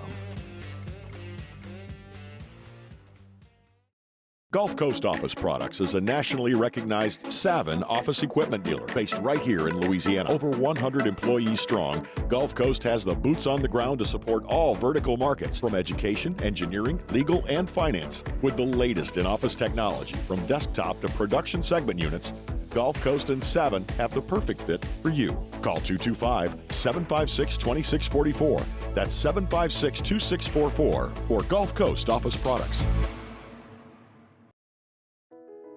I've been doing business with Luba for 25 years. They're dependable, trustworthy. It's just the attention to detail with our clients. Our folks have years and years of experience. They're highly trained professionals, but many companies have that asset.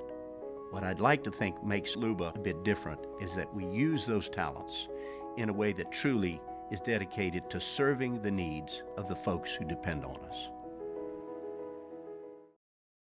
At Atmos Energy, our Smart Choice solutions help customers save energy and emissions with rebates up to $500 off high-efficiency natural gas appliances.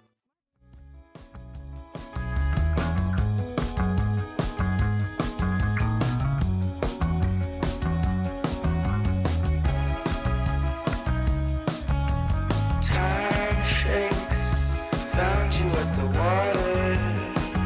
Welcome back to the 9th-ranked morning sports show in America, Off the Bench. Earthquakes shake the dust behind you. This world at times will blind you. Still I know I see you.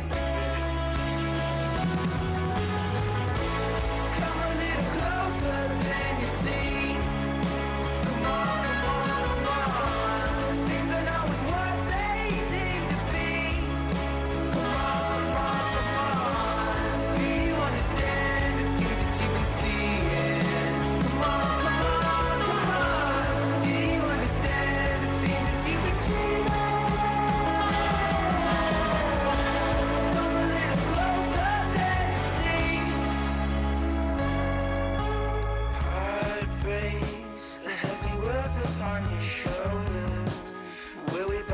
My bad, guys. Zoned out. Forgot we were doing a radio show. You know what I got distracted by? What? New Orleans Pelicans have won 4 games in a row. It's crazy. 7-3 in the last 10? Are you kidding me? And they got snow.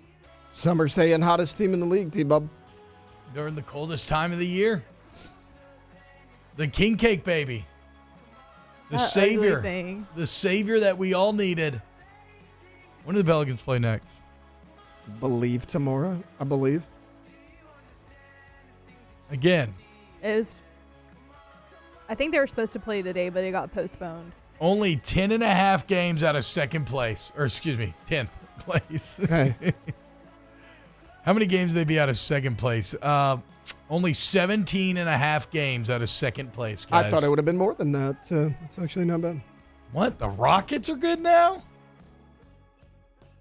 What? Yeah. I haven't watched any NBA this year. Rockets put together a good team. They Tari Eason on that team. They drafted Jabari Smith. Yeah, I mean they got a young team. Yeah, young team. That's what Tari I'm saying. Eason had 12 points in 20 minutes last night. All right. Well, I didn't know we were such a Tari Eason 3 for 5 show. Well, I'm just shout out former LSU Tiger. Yeah. That's 6 rebounds, 2 assists, 3 steals. Ooh, 3 steals. Shout out Tari. Okay. I don't want to hear. You don't remember Tari Eason? Not at all. No. Yeah, That's what I was getting at. No, not at all. No. It was Wade's last year. Yeah. No. Okay. Really good. Maybe very. Remember he started coming off the vaguely bench and dropping like 25 a night. Then they started him and like he was like SEC Player of the Week multiple times. He was in Player of the Year conversation. Yeah. Well, I'm glad for Tari's success. Yeah. Shout out Tari Eason. Hell yeah. Hey guys, I want to remind you about another new sponsor here. That's Pelican Roofing. Go to pelicanroof.com, pelicanroof.com. If you're in Baton Rouge or Lafayette and you need a roof, look, hopefully nobody suffered any damage during the storms, but if you did, Pelican Roof, what is this? Sorry, real quick. I got to do this for my daughter's shoes. Okay. Pelican Roof is there for they're for you. It's incredible too. When you work with Pelican Roof, first off, you get an instant quote, but just go in on the website, pelicanroof.com, use their instant quote tool, use the satellite imagery to look at your roof, choose what type of roof you want potentially, and it gives you a quote right there. But the best part about Pelican is that they have dedicated employees on standby, ready to go every single step along the way. Okay. So from answering the phones to having a dedicated project manager on each and every site, it makes sure that you get the full focus and full attention of the entire company when your job is being done. This also leads to rapid response times in terms of communication and super rapid turnaround times in terms of the jobs themselves. So if anything went awry with your roof during this storm, you know who to get in touch with. It's the local guys, Pelican Roof, Baton Rouge, Lafayette. They got you, pelicanroof.com. All right, let's go ahead and talk about the New Orleans Saints coaching search. Because a lot has happened over the last couple of days. And the first off is, I guess, has to do with who is no longer there. Now, this first name doesn't mean much because he wasn't ever seriously in play for the Saints, but Ben Johnson, and you know, a move that we all kind of thought was coming. Ben Johnson, after the Lions get eliminated, has been announced as the Chicago Bears' next head coach. He will throw his lot in with Caleb Williams and see if he can bring success to the Bears. In some news that was much more relevant to the New Orleans Saints, Aaron Glenn has decided to become the head coach of the New York Jets. And I do find this to be a bit funny because, you know, we were sitting here like, some people saying Aaron Glenn, he's been telling everybody he clearly wants the New York Jet job over the New Orleans Saints, and that was, quote, vehemently refuted. But I don't know. It feels like it actually was the case, as he never took a visit down here. He went up to New York. They kept him from getting out of the city. He never made his way down to New Orleans, as he decided to accept the job and end up as the New York Jets head coach. And really a cool moment for Aaron Glenn, I'm sure. He's drafted by the Jets in 94. He then starts scouting for them in 2012.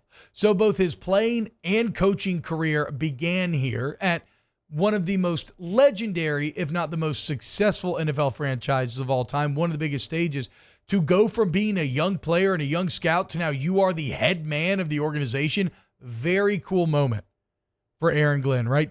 Drafted in 94, scouting in 2012, now in 2025, about 12 years, about a decade gap between each one, he's the head coach. Badass rise for Aaron Glenn. But what that means is he's no longer in play for the New Orleans Saints. Okay, well then who is number one?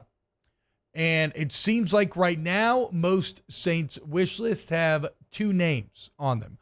And the context surrounding the names are pretty polar opposite. One is Joe Brady. Of course, everybody around these parts knows Joe Brady. Used to be a Saints assistant. Then he goes to LSU, co-offensive coordinator, him, Steve Ensminger, Joe Burrow, engineer. Maybe the greatest offense that we've ever seen.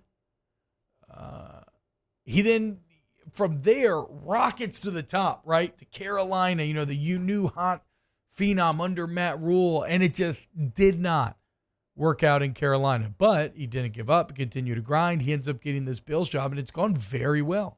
Josh Allen has a career year despite the fact that he doesn't have the weapons that he's had in the past. And, well, overall, Joe Brady's resume, while not the most extensive, is very impressive when you look at the highs of it. And so a lot of people, he's kind of that lottery ticket candidate, right, where no head coaching resume, but young, at the forefront, I guess you could say, of offensive theory.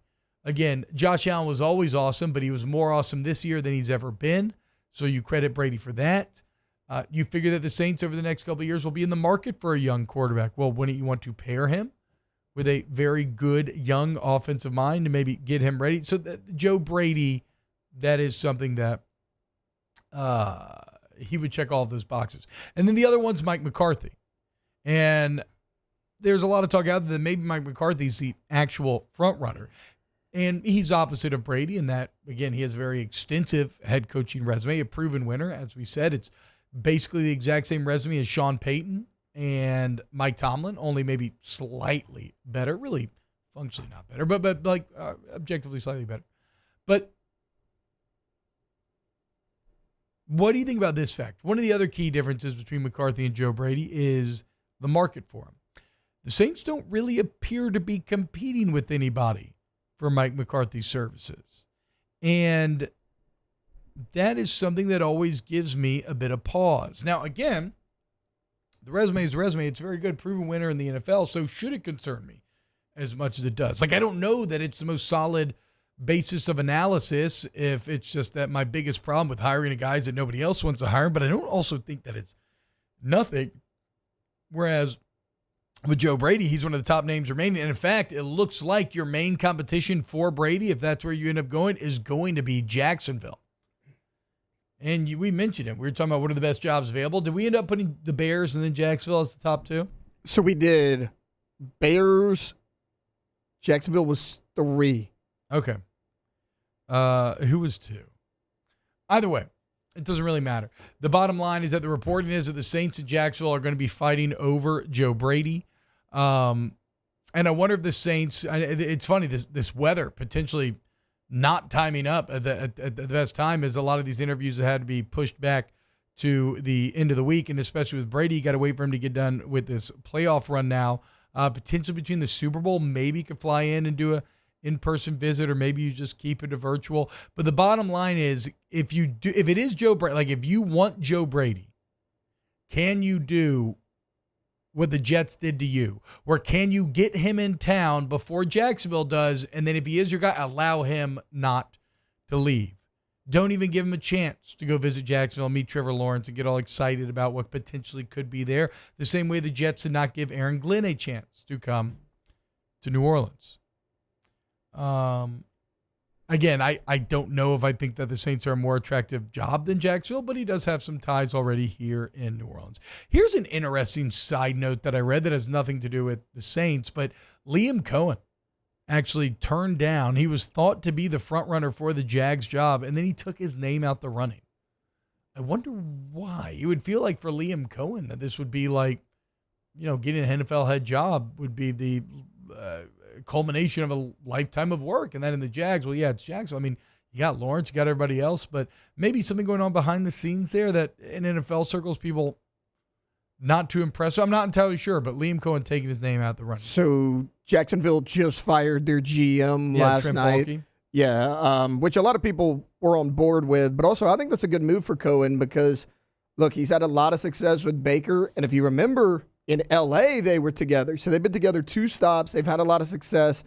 I'm guessing that's not the job he absolutely wanted. I mean, there's teams out there like Cincinnati Bengals that have a really good quarterback that their coach is on the hot seat. Maybe Cohen's thinking, hey, I'm really good with Baker. We're in all likelihood going to have a good season together offensively next year.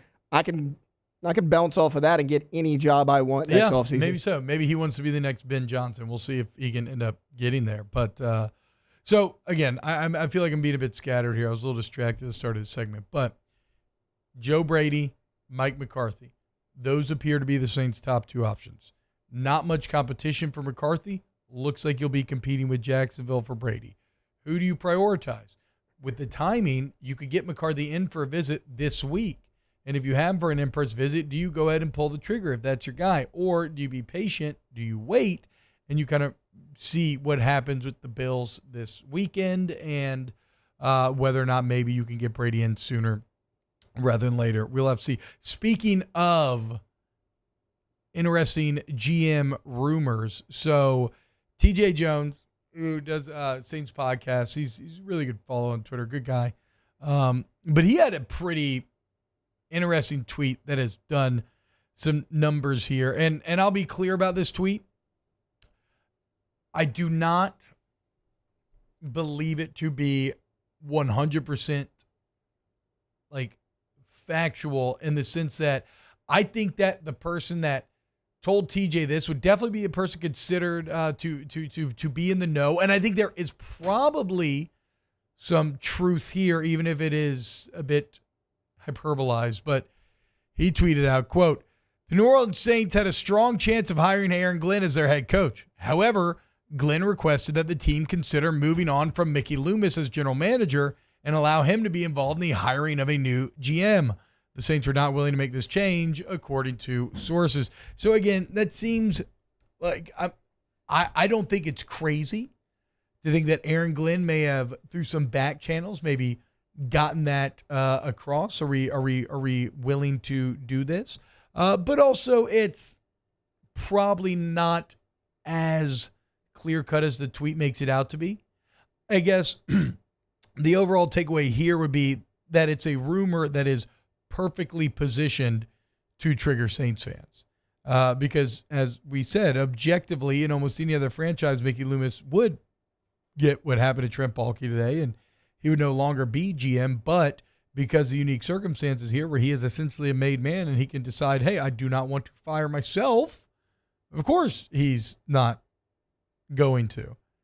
And how much of a turnoff, if it was a turnoff for Aaron Glenn, how much of a turnoff is it for a McCarthy or a Joe Brady? I mean, I guess McCarthy's just getting done dealing with Jerry Jones, so can't get much more extreme than that in terms of your kind of owner-GM combination that Mickey Loomis kind of represents. But it's the last chance for Mickey to try to get this right. Where will he end up going? We will just have to wait and see. But Ben Johnson gone, Aaron Glenn gone, and it looks like Joe Brady and Mike McCarthy, the next guys up to the podium. Anything before we move on, Search? I was going to say this in the group chat last night because we were talking about it, or was it the day before or something like that? I was going to say, like, I don't think anybody else is really going after Mike McCarthy. No. And the Joe Brady thing, for some, like, I don't hate it, but I don't want the Saints to be an experiment for him to be, like, a head coach, if that makes sense. Well, I mean, like, go ahead. No, like, I just feel like it'd be a better fit if we had Mike McCarthy, but you make a good point. Like, is he going to want to deal with Jerry Jones Jr.? Like, I don't know. Well, I think that is the entire conversation is we keep calling them lottery ticket OCs. Yeah. Do you try to hit on your Kevin O'Connell, your young OC who understands, or maybe to a lesser extent because he's a bit older, but like a Kyle Shanahan or something, right? But like your OC, or like Sean McVay when he was hit on a few years ago. What was he, 33, 31 maybe, even something ridiculous, absurd? Like, Do you want that guy? Because if you get that guy, like if Joe Brady is that guy, then you're good for, 10 years? Yeah. 15 years? Yeah. But that's the lottery. But then it's also, you scratch off the numbers and you don't win. Yeah. And then you end up with nothing. He's also used. Sorry. No, I was just going to say, I guess it's simply this. Brady, potential higher ceiling, but Mike McCarthy has a high floor. Yeah. Like you don't know about Brady's floor. The floor could completely fall out.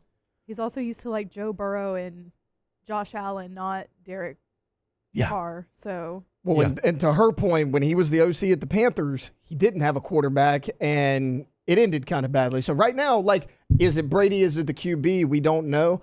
But here's the thing. We were talking about the Jaguars firing their GM, right?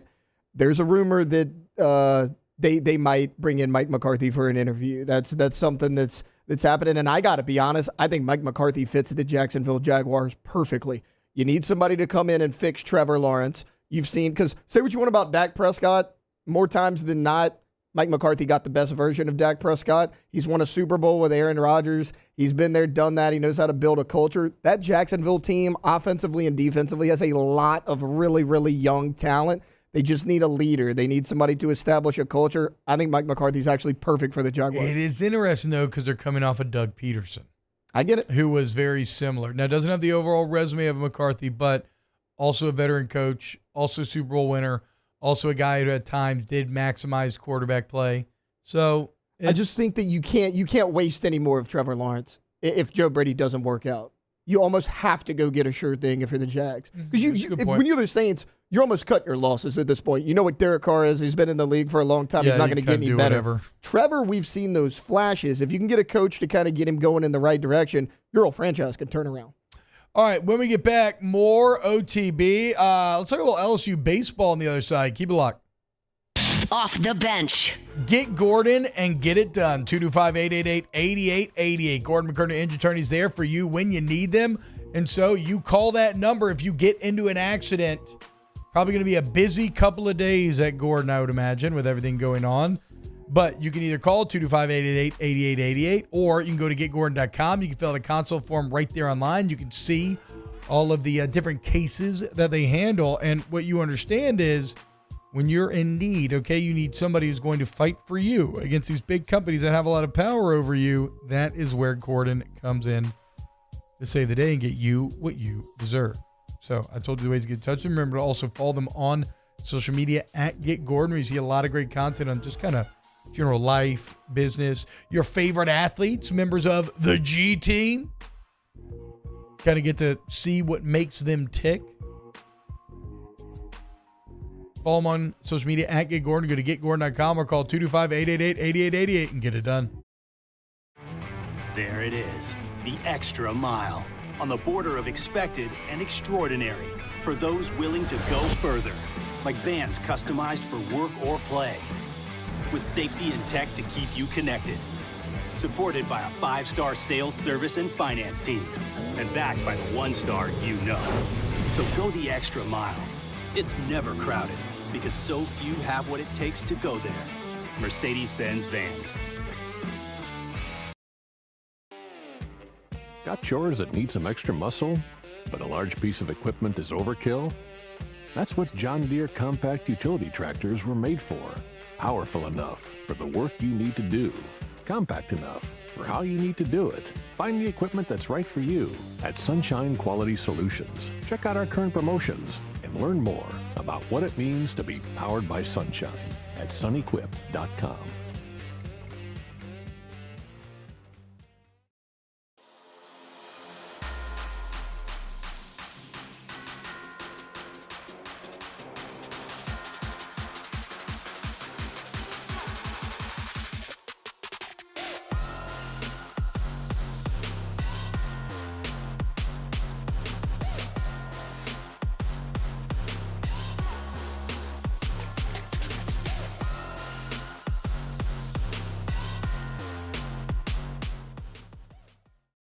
Dylan Cruz here to tell you about Six Rings Baseball and Softball Camp. If you live on the North Shore and play ball, go to Six Rings Camps with former LSU assistant coach Dan Canaveri. His knowledge is second to none, and your child will improve and have fun doing it. Camps were held at Coquille Park and Six Rings Academy in Covington with 4 sessions over the summer. Full day and morning only sessions are available from ages 7 to 13. Go to sixringsbaseball.com or call 985-206-9096. Learn the game to love the game. Jerry and Benny Payne began Central Plumbing Company out of their driveway in Tanglewood subdivision. 50 years later and 4 generations down the road, we continue to serve Baton Rouge and the surrounding areas for all of their plumbing needs. Residential, commercial, industrial, or hospitality, Central Plumbing is here 24/7, 365. We want to thank our customers, family, and friends for 50 years of success. And looking forward to 50 more. At Ochsner, we know healing is a team sport. That's why we've partnered with world-renowned orthopedic surgeon Dr. James Andrews to create the Ochsner Andrews Orthopedics and Sports Medicine Institute. Whether you're a professional athlete or a weekend warrior, our team of specialists are dedicated to getting you back in the game. So whatever your reasons are for reaching your personal best, we've only got one: you. Ochsner Andrews.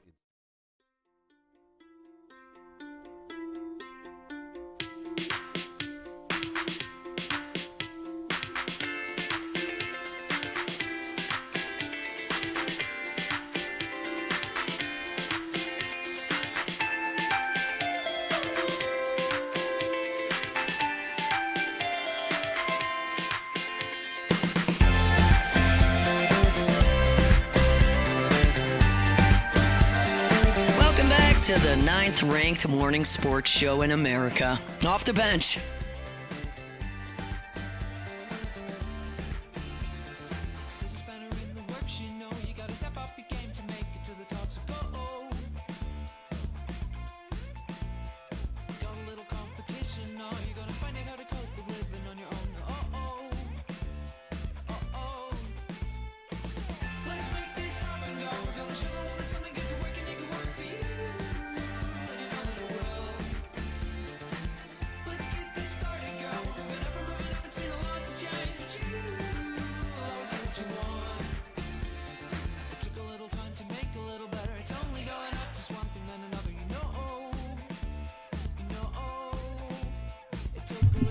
What's up, y'all? Welcome back to OTB. LSU baseball. How about it, guys? Right around the corner. What are we, just like 3 weeks away now? Yeah. Hell yeah, man. Well, a shout out to the LSU baseball team as a couple of guys named to preseason to the D1 baseball preseason All-American teams. And it's one name that you'll recognize and one that I don't know. I mean, we probably won't because we're still, getting used to this new team. Though I'm sure many of you will. I did not. Again, I apologize. But Bear Jones named a first-team All-American, and Daniel Dickinson named a third-team All-American by D1 baseball. Of course, Bear last year finishes 301 on the year, 14 doubles, 2 triples, 28 home runs. It's actually the most for an LSU player since 2008. 59 ribbies, 56 runs scored. He was second in the SEC with 59 walks, 5th in home runs, 5th in slugging, 9th in total bases, and that guy's coming back. Hell yeah, especially when you look at the jump from his freshman year to last year, right? Look at the jump in the average, the plate discipline, the jump in walks, the cut down in Ks. Like, if he were to do a similar jump, which granted, because he set the bar so high, it's probably impossible to do the same kind of jump. But if he were, you could be talking about a legitimate Golden Spikes candidate in Bear Jones. And then speaking of Daniel Dickinson, so this is the guy who transfers to LSU from Utah Valley. He's a 369 career average hitter in 2 seasons at Utah Valley. 27 home runs, 95 ribbies, a nearly 500 on base percentage. He was first-time All-WAC last year in 24. He bats .360, 14 doubles, 18 home runs, 53 ribbies, 32 stolen bases. He's the number 31 college prospect in the MLB draft, according to D1Baseball.com. So shout out to those guys. One name you know, and another face who's new but should have a massive impact. Daniel Dixon and Bear Jones are your D1 Baseball preseason All-Americans. So Koki and I had Daniel Dickinson starting at second Okay. this year. Right. And then Milo moving to shortstop. And we had him in the middle of the lineup too. I think I had him like above where Koki had him, but yeah, we had him like clean up. It's interesting. He obviously has some pop in the bat. Yeah. But with an average that high, with the 32 stolen bases, who knows where he ends up? Maybe he ends up finding his way near the top of the lineup, the lead. I don't know exactly, but I do know that I am getting incredibly excited. He says, I want some Cajunomics. Me, I agree. Partner. The absolute best. Shout out to all the Cajunomics homies. Can't wait to see you all again here in another couple of weeks. Since we mentioned LSU baseball, Alondra, any more thoughts on the baseball team? Anything else that's been percolating in your baseball-loving stitchhead brain? Honestly, not really, because I'm just so ready for it to be here already. Me too. Like Me too. I'm very excited about this team. Like you said, Baseball America has them second, D1 has them third. Number 1 transfer class in the country, if I remember correctly. So I'm just very, very excited, especially about the newcomers like Daniel Dickinson. Yeah. And the new pitching staff. I just keep thinking about Chase Shores, dude. Yes. 6'8". Bro. Let's freaking go. I'm so excited. I was talking to someone about him the other day, and I cannot imagine what it would be like standing in the box. And actually, so I had this conversation with the cat. My cousin was dating. He came to Lake a few years back. A guy. Remember the Tulane player that got the home run off of Skeens in the regional? It was just like a one-off. Just kind of got a hold of one. Well, he ended up coming to Lake. The player. I can't remember his name, but he ended up coming to Lake, and so we're sitting there having beers or whatever around 4th of July, and we're asking about it, and he described facing down Paul Skeens and just.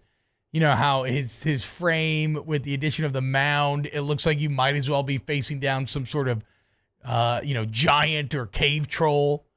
And the ball's just coming out and humming at you. And he was kind of laughing. He's like, yeah, I just kind of got lucky. Just swung and managed to get one. But I can only imagine. I mean, Chase Shores is even bigger than Skeens. He's thicker. I can only imagine what it looks like to have to face down Shores. Brennan Lambert? Yeah, if that two hit the home run, yeah. Yeah. He wasn't a long-term boyfriend. He did not. A little fling. I haven't seen him again since. Situationship. Is all I'll say. I don't know. Maybe fling is more appropriate than situationship. Yeah. I'm not sure, but hey, he can always say that he hit a home run off of Paul Skeens. Right. And that's awesome, dude. Like you can take that to your grave. Yeah, I mean that's a party story. Like that's a good it's party a great story. party story. Yeah. Damn it, we should have played the Skeens video here, but maybe we play it at the end of the hour. More, and we still got to get into LSU. Also, there's some very interesting Nick Saban interview that he did on The Pivot with Ryan Clark talking about LSU. We got big deal, no big deal. We got a lot coming up. Keep it locked on OTB. Off the bench. Go to All-Star Toyota of BatonRouge.com, All-Star Toyota of BatonRouge.com. You go to All-Star Toyota today. They're off of Airline in Goodwood, so they're very conveniently located. And we got everything you need, man, whether it's a brand new vehicle, you want to look at a Toyota certified used vehicle, you want to test drive a Tundra, you want to test drive a Sienna, whatever, you can do it all at All-Star. And I know a lot of people online, you like to start your journeys there. Well, you go to allstartoyotabatonrouge.com and you can search the inventory based on make and model, keyword, minivan, whatever, budget. So whatever your parameters for the search are, we have answers to the parameters. Okay. And remember now, now that it's 2025, the 24s have got to go, and so we got great deals going down to the 24s if you want to treat yourself to a new car. Check out All-Star Toyota of Baton Rouge. That's All-Star Toyota of BatonRouge.com. Go see them today. All-Star MOE.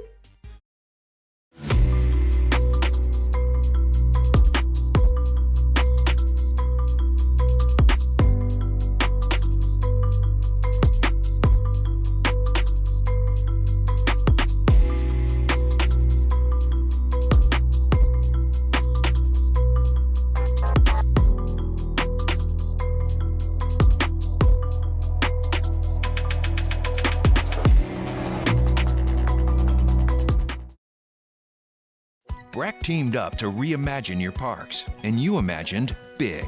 With your help, we went to work, creating 12 beautiful community parks across the parish. A family-sized water park, miles and miles of trails, and parks just for your dogs. There are more places to splash, to explore, to run wild, and even soar. You imagined, we delivered. Gold. Breck, your #1 park system in the nation. Got chores that need some extra muscle, but a large piece of equipment is overkill? That's what John Deere compact utility tractors were made for.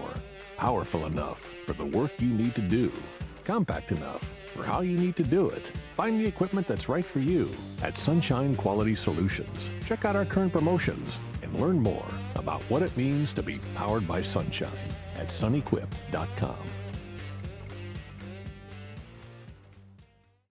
Gulf Coast Office Products is a nationally recognized Savin office equipment dealer based right here in Louisiana. Over 100 employees strong, Gulf Coast has the boots on the ground to support all vertical markets, from education, engineering, legal, and finance. With the latest in office technology, from desktop to production segment units, Gulf Coast and Savin have the perfect fit for you. Call 225-756-2644. That's 756-2644 for Gulf Coast Office Products. I've been doing business with Luba for 25 years. They're dependable, trustworthy. It's just the attention to detail with our clients. Our folks have years and years of experience. They're highly trained professionals. But many companies have that asset. What I'd like to think makes Luba a bit different is that we use those talents in a way that truly is dedicated to serving the needs of the folks who depend on us. Dylan Cruz here to tell you about Six Rings Baseball and Softball Camp. If you live on the North Shore and play ball, go to Six Rings Camps with former LSU assistant coach Dan Canaveri. His knowledge is second to none, and your child will improve and have fun doing it. Camps were held at Coquille Park and Six Rings Academy in Covington with 4 sessions over the summer. Full day and morning only sessions are available from ages 7 to 13. Go to sixringsbaseball.com or call 985.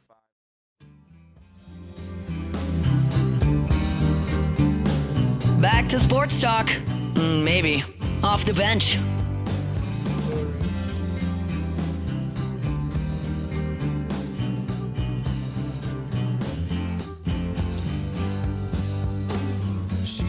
Welcome back to OTB. Hope everybody's having a great day, guys.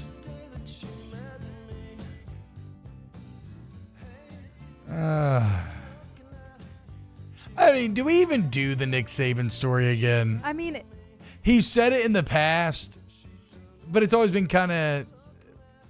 What are we going to do about it, though? You know what I mean? Yeah, like, that's what I'm saying. It's just such a tease. Okay, it didn't happen. Now what?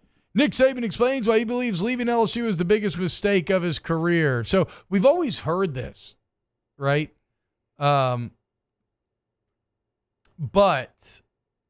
this was probably the most in-depth that he's gone on it in the on the Ryan Clark podcast. But he's saying, when I left LSU, that was probably professionally the biggest mistake that I ever made.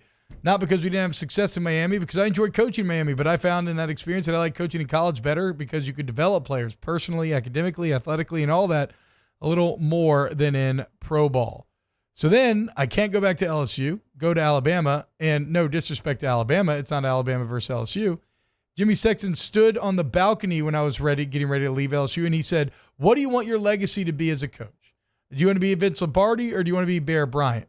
And without hesitation, I said Bear Bryant. And he said, "What are you doing going to Miami then?" Saban went to Miami. Anyway. And some sort of awful foreshadowing by Jimmy Sexton there, he ended up becoming Bear Bryant, quite literally, going to Alabama. What? Do you want the video? Oh, yeah. Sure. Play the video. It would seem that you made all the right decisions. Are there any things that you look back on, Coach, and said you wish you had done differently throughout your career? You ain't gonna like it when I say this, but I think sometimes you have to learn about yourself. And you might think things. When I left LSU, that was probably professionally the biggest mistake that I ever made. Not because we didn't have success in Miami, because I enjoyed coaching in Miami, but I found out in that experience that I like coaching in college better because you could develop players personally, academically, athletically, and all that a little more than in pro ball. Even though I love the status of coaching in pro football and the kind of guys you coached, and you're coaching in the best league against the best players, I loved all that. So then I can't go back to LSU, go to Alabama, and no disrespect to Alabama, it's not Alabama versus LSU. It's just Jimmy Sexton stood on the balcony when I was getting ready to leave LSU and make a decision about whether I went to Miami or stayed at LSU. And he said, what do you want your legacy to be as a coach? Do you want to be Vince Lombardi or do you want to be Bear Bryant? And without hesitation, I said Bear Bryant. And he said, what are you doing going to Miami then? That's true. I don't know if I ever told that story, but that's the truth. We, outside of Skip Bertman's office, on the balcony, and I went anyway. Hold up. I'm of the feeling that he would have been successful anywhere he went, though. So well, yeah, whether it have been LSU, would it have been Bama, like he's still, he's not Bear Bryant, he's Nick Saban. Like he stands alone in that. That's a good point. I saw somebody say that in chat as well. I do agree with that. If you don't go to Alabama and you do that here, then you do more stand, but he still stands alone. No, that's what I'm saying. Yeah. Like I don't think he's Bear Bryant. I think he's Nick Saban. He would have been Nick Saban wherever he went. Yeah. Yeah, I mean, he already has a championship here in his third season. And, I mean, you repeat a couple years ago, a couple years after he leaves, like, Saban's just that's the biggest a tease, part, right? Dude. It's LSU's just such like, a tease. We would have been Alabama with Nick Saban. That's the part that people don't understand. It was never Alabama. It was Nick Saban. That's why when so many people are like, oh, well, Alabama, they're going to be fine. They're going to be in the college football playoff again. You lost the one piece that you cannot replace, and that's Nick Saban. Bama's burning, bro. Well, if you have Nick Saban, I mean, I guess you never get 2019. You probably get more consistency and more championships, but you never have Joe Burrow. I don't know, man. There it is, though. Again, Saban saying that leaving here is the biggest mistake you ever Nick Saban is like peak rage bait. Yeah, well, get out of here, bro. That's wild. All right, when we get back, guys, let's do some big deal or no big deal. Then we got Munchies with Chef Michael Johnson to answer all your culinary queries. We'll see you in a couple of minutes. Off the bench. There it is, the extra mile, on the border of expected and extraordinary, for those willing to go further, like vans customized for work or play, with safety and tech to keep you connected, supported by a 5-star sales, service, and finance team, and backed by the 1-star you know. So go the extra mile. It's never crowded, because so few have what it takes to go there. Mercedes-Benz Vans. The Windsor Senior Living Community in Mandeville, Louisiana is a beautiful, vibrant apartment community geared toward seniors. They are nestled right in the heart of Mandeville, where seniors live a more carefree lifestyle in spacious apartments with the peace of mind that comes from having a little extra help. Call the Windsor at 985-624-8040 to schedule a lunch and tour. Come see how the Windsor can be your passport to peace of mind. Jerry and Benny Payne began Central Plumbing Company out of their driveway in Tanglewood subdivision. 50 years later and 4 generations down the road, we continue to serve Baton Rouge and the surrounding areas for all of their plumbing needs. Residential, commercial, industrial, or hospitality, Central Plumbing is here 24/7, 365. We want to thank our customers, family, and friends for 50 years of success. And looking forward to 50 more. At Ochsner, we know healing is a team sport. That's why we've partnered with world-renowned orthopedic surgeon Dr. James Andrews to create the Ochsner Andrews Orthopedics and Sports Medicine Institute. Whether you're a professional athlete or a weekend warrior, our team of specialists are dedicated to getting you back in the game. So whatever your reasons are for reaching your personal best, we've only got one: you. Ochsner Andrews Institute. Long live you. Breck teamed up to reimagine your parks, and you imagined big. With your help, we went to work, creating 12 beautiful community parks across the parish. A family-sized water park, miles and miles of trails, and parks just for your dogs. There are more places to splash, to explore, to run wild, and even soar. You imagined, we delivered. Gold. Breck, your #1 park system in the nation. Got chores that need some extra muscle, but a large piece of equipment is overkill? That's what John Deere compact utility tractors were made for. Powerful enough for the work you need to do. Compact enough for how you need to do it. Find the equipment that's right for you at Sunshine Quality Solutions. Check out our current promotions and learn more about what it means to be powered by sunshine at sunequip.com.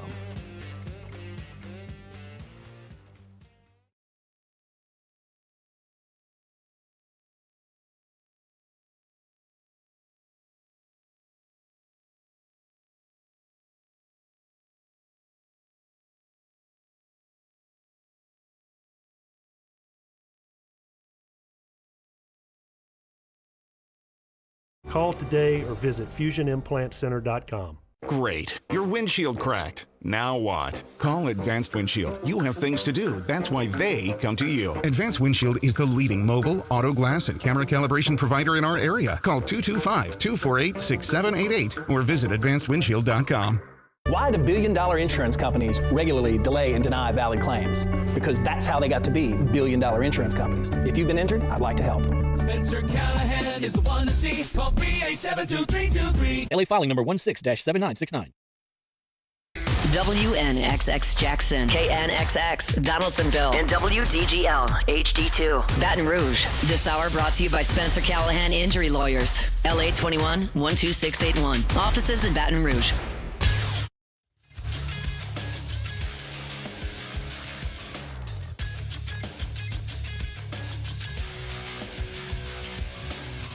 Good morning. It's at 9 a.m. here on Thursday, January 23rd. Today in Baton Rouge, you can expect mostly sunny skies with a high of 48 in hour 3 of today's show. We'll have Big Deal or No Big Deal at 9 a.m. And then our Munchie segment with LSU Executive Chef Michael Johnson. If you missed hours 1 or 2 of the show, you can catch it in the on-demand section at 1045ESPN.com.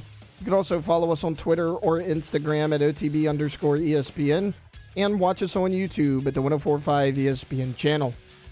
Hour number 3 of Off the Bench, live from the Mercedes-Benz of Baton Rouge studios, starts now. Let's go, baby, let's go! All-Star Toyota presents Off the Bench with Jacob Hester and T-Bob Hebert. Yeah, yeah, yeah, yeah, yeah! Off the Bench with Jacob Hester and T-Bob Hebert. Hey, they said I gotta come off the bench. Now, here's Jacob Hester and T-Bob Hebert. What up, y'all? What's going on? Hope you had a wonderful morning. Hope you're staying safe out there.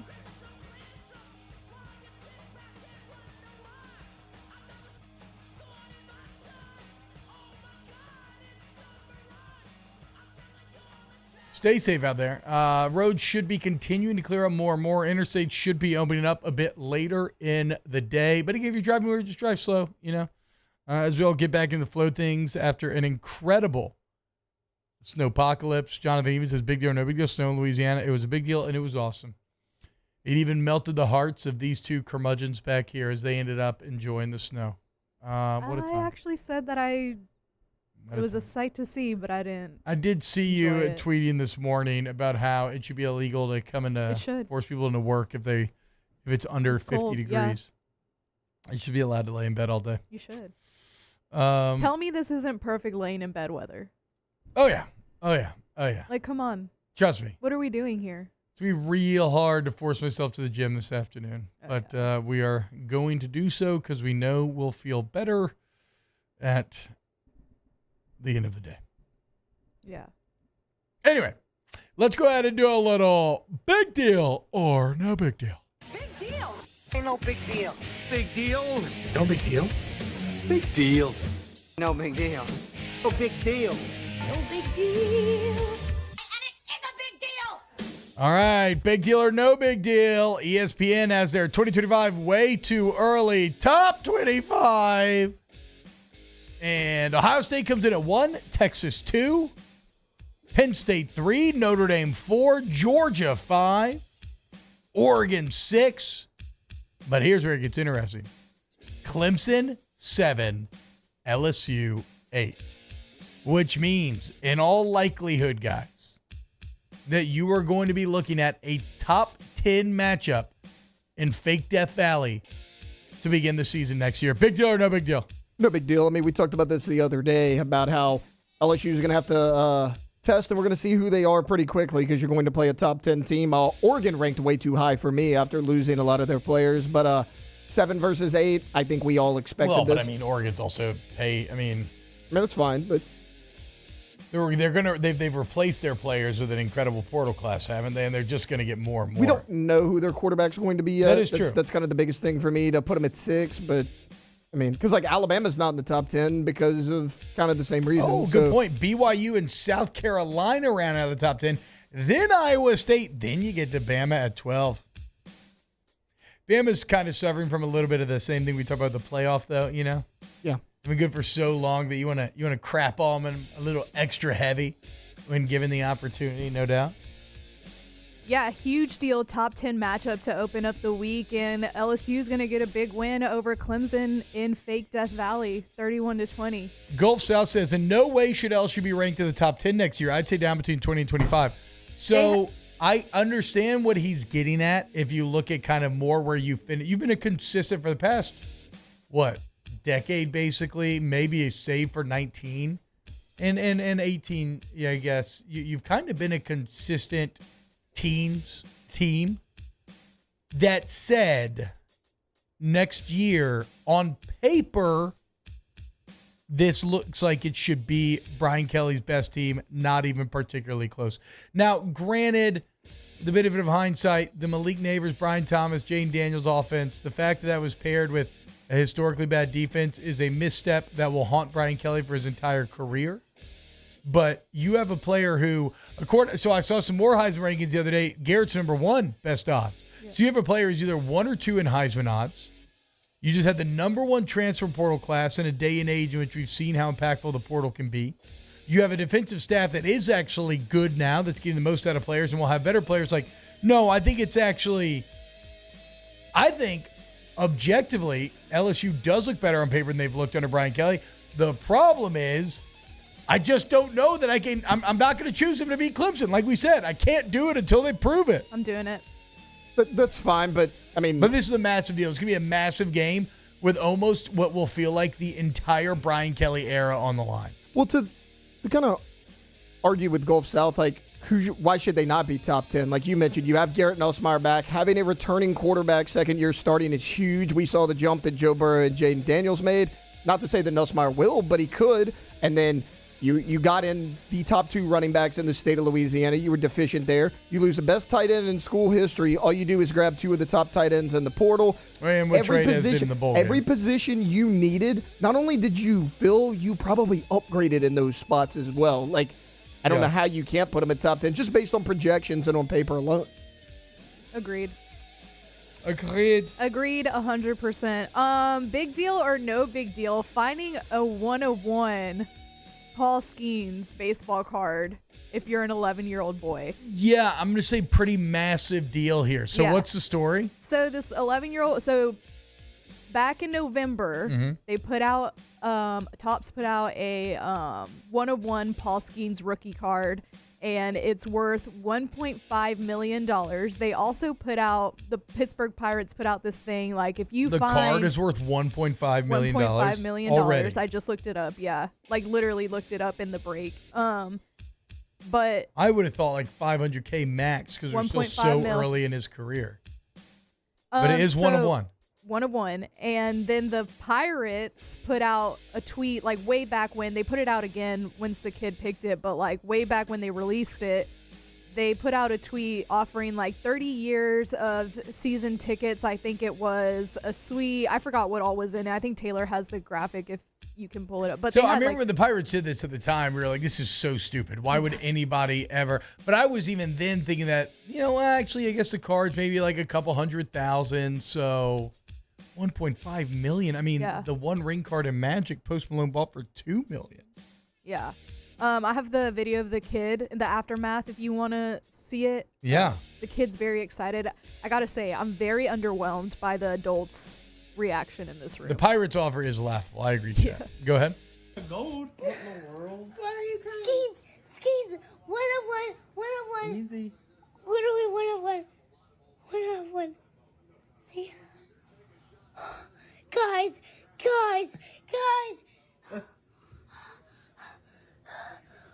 I can't. What did that come out of? This? Yeah. I can't breathe. I can't breathe. You gonna put it in there? I'll just take it out of this. Get that sucker in. I might try to see if I get that one graded. I don't know if you can really grade on it. I can't breathe. 1-of-1 Skeets. Sweet, buddy. I can't breathe. Well, that one's. Bro. I don't ever know how to. Here's some bags right here. I don't ever know how to tell on those. Why aren't you proud of it? Buddy, I'm so proud of it. Can you believe that?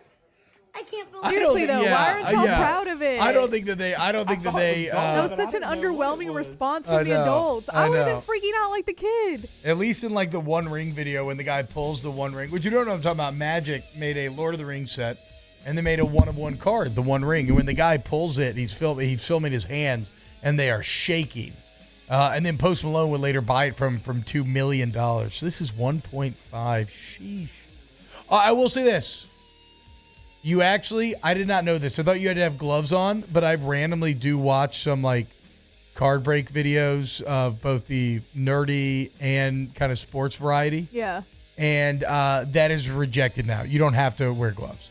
You can touch it. If you still want to get in a case immediately, but you can actually open with your hand. I would not want to like bend it, put any sort of anything on that card. No. No. They were handling it a little. Too flippant. A little flippantly. Way too flippant. Tay-Tay? Big deal or no big deal? For me, a Nebraska basketball fan was called to the court at halftime. He was a lucky winner. He got to go down there and make a full court putt for a chance to win a Porsche. He nails the full court putt, so he gets to walk home with a brand new Porsche. So he's not walking home. Where was this? At Nebraska, men's basketball game over the weekend. I'm going to say no big deal because don't you have to pay taxes on that? Ooh, I think you do.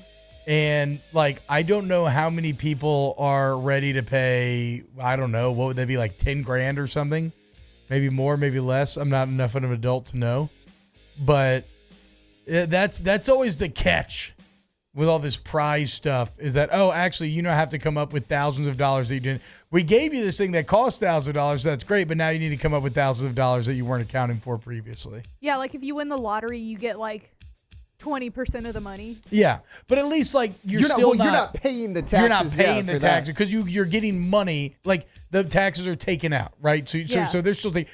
In this case, I'm pretty sure you have to continuously do it. If you get the car, that's great, but then you have to pay taxes on the car, and it's not like they're going to give you the cash for the taxes on top of the car. Yeah, everybody's saying sell the vehicle, keep the difference. True. Yeah, he's a winner. Dude won a Porsche he's going to sell. He's a winner either way. Hey, full court putt's awesome, though. Yeah. It's very hard. Any more big deal or no big deal? No. All right, let's take a break. And when we get back, we got Chef Michael Johnson with some munchies. Keep it on. Off the bench. Guys, go to centralplumbing.org, 925-8552. Again, hopefully everybody avoided any nightmare scenarios when it came to your plumbing during the storm. I should say it's still going on. I mean, right? It's still cold. People are still running their sinks and whatnot. But if you do run into any issues, we got 24/7 emergency service ready to go when you need us. We got a massive fleet. And with over 50 years of experience, nearly 50 years of experience at Central Plumbing, we have seen it all so we can fix it all. So you just call 925-8888 or go to centralplumbing.org and we'll be out at your home immediately. And remember, it's not just repairs, but if you need, if you want to do a bathroom remodel, maybe you want to explore things like a tankless water heater. We were having some of these discussions the other day where you never lose hot water again. It's all at Central Plumbing. Go to centralplumbing.org, 925-8552, centralplumbing.org.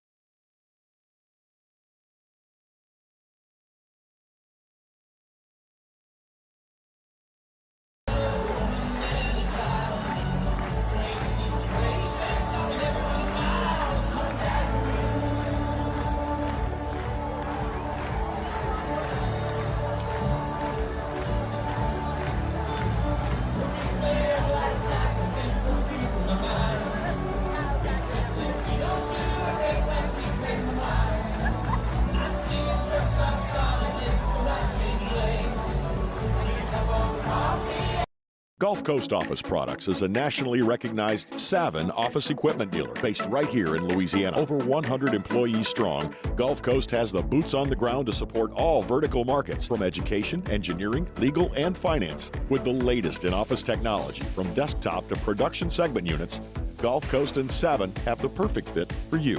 Call 225-756-2644. That's 756-2644 for Gulf Coast Office Products. I've been doing business with Luba for 25 years. They're dependable, trustworthy. It's just the attention to detail with our clients. Our folks have years and years of experience. They're highly trained professionals, but many companies have that asset. What I'd like to think makes Luba a bit different is that we use those talents in a way that truly is dedicated to serving the needs of the folks who depend on us. Dylan Cruz here to tell you about Six Rings Baseball and Softball Camp. If you live on the North Shore and play ball, go to Six Rings Camps with former LSU assistant coach Dan Canaveri. His knowledge is second to none, and your child will improve and have fun doing it. Camps were held at Coquille Park and Six Rings Academy in Covington with 4 sessions over the summer. Full day and morning only sessions are available from ages 7 to 13. Go to sixringsbaseball.com or call 985-206-9096. Learn the game to love the game. Jerry and Benny Payne began Central Plumbing Company out of their driveway in Tanglewood subdivision. 50 years later and 4 generations down the road, we continue to serve Baton Rouge and the surrounding areas for all of their plumbing needs. Residential, commercial, industrial, or hospitality, Central Plumbing is here 24/7, 365. We want to thank our customers, family, and friends for 50 years of success. And looking forward to 50 more. Parish Construction and Roofing. This is Coach Kim Mulkey. Go to parishbuilt.com for all of your roofing needs.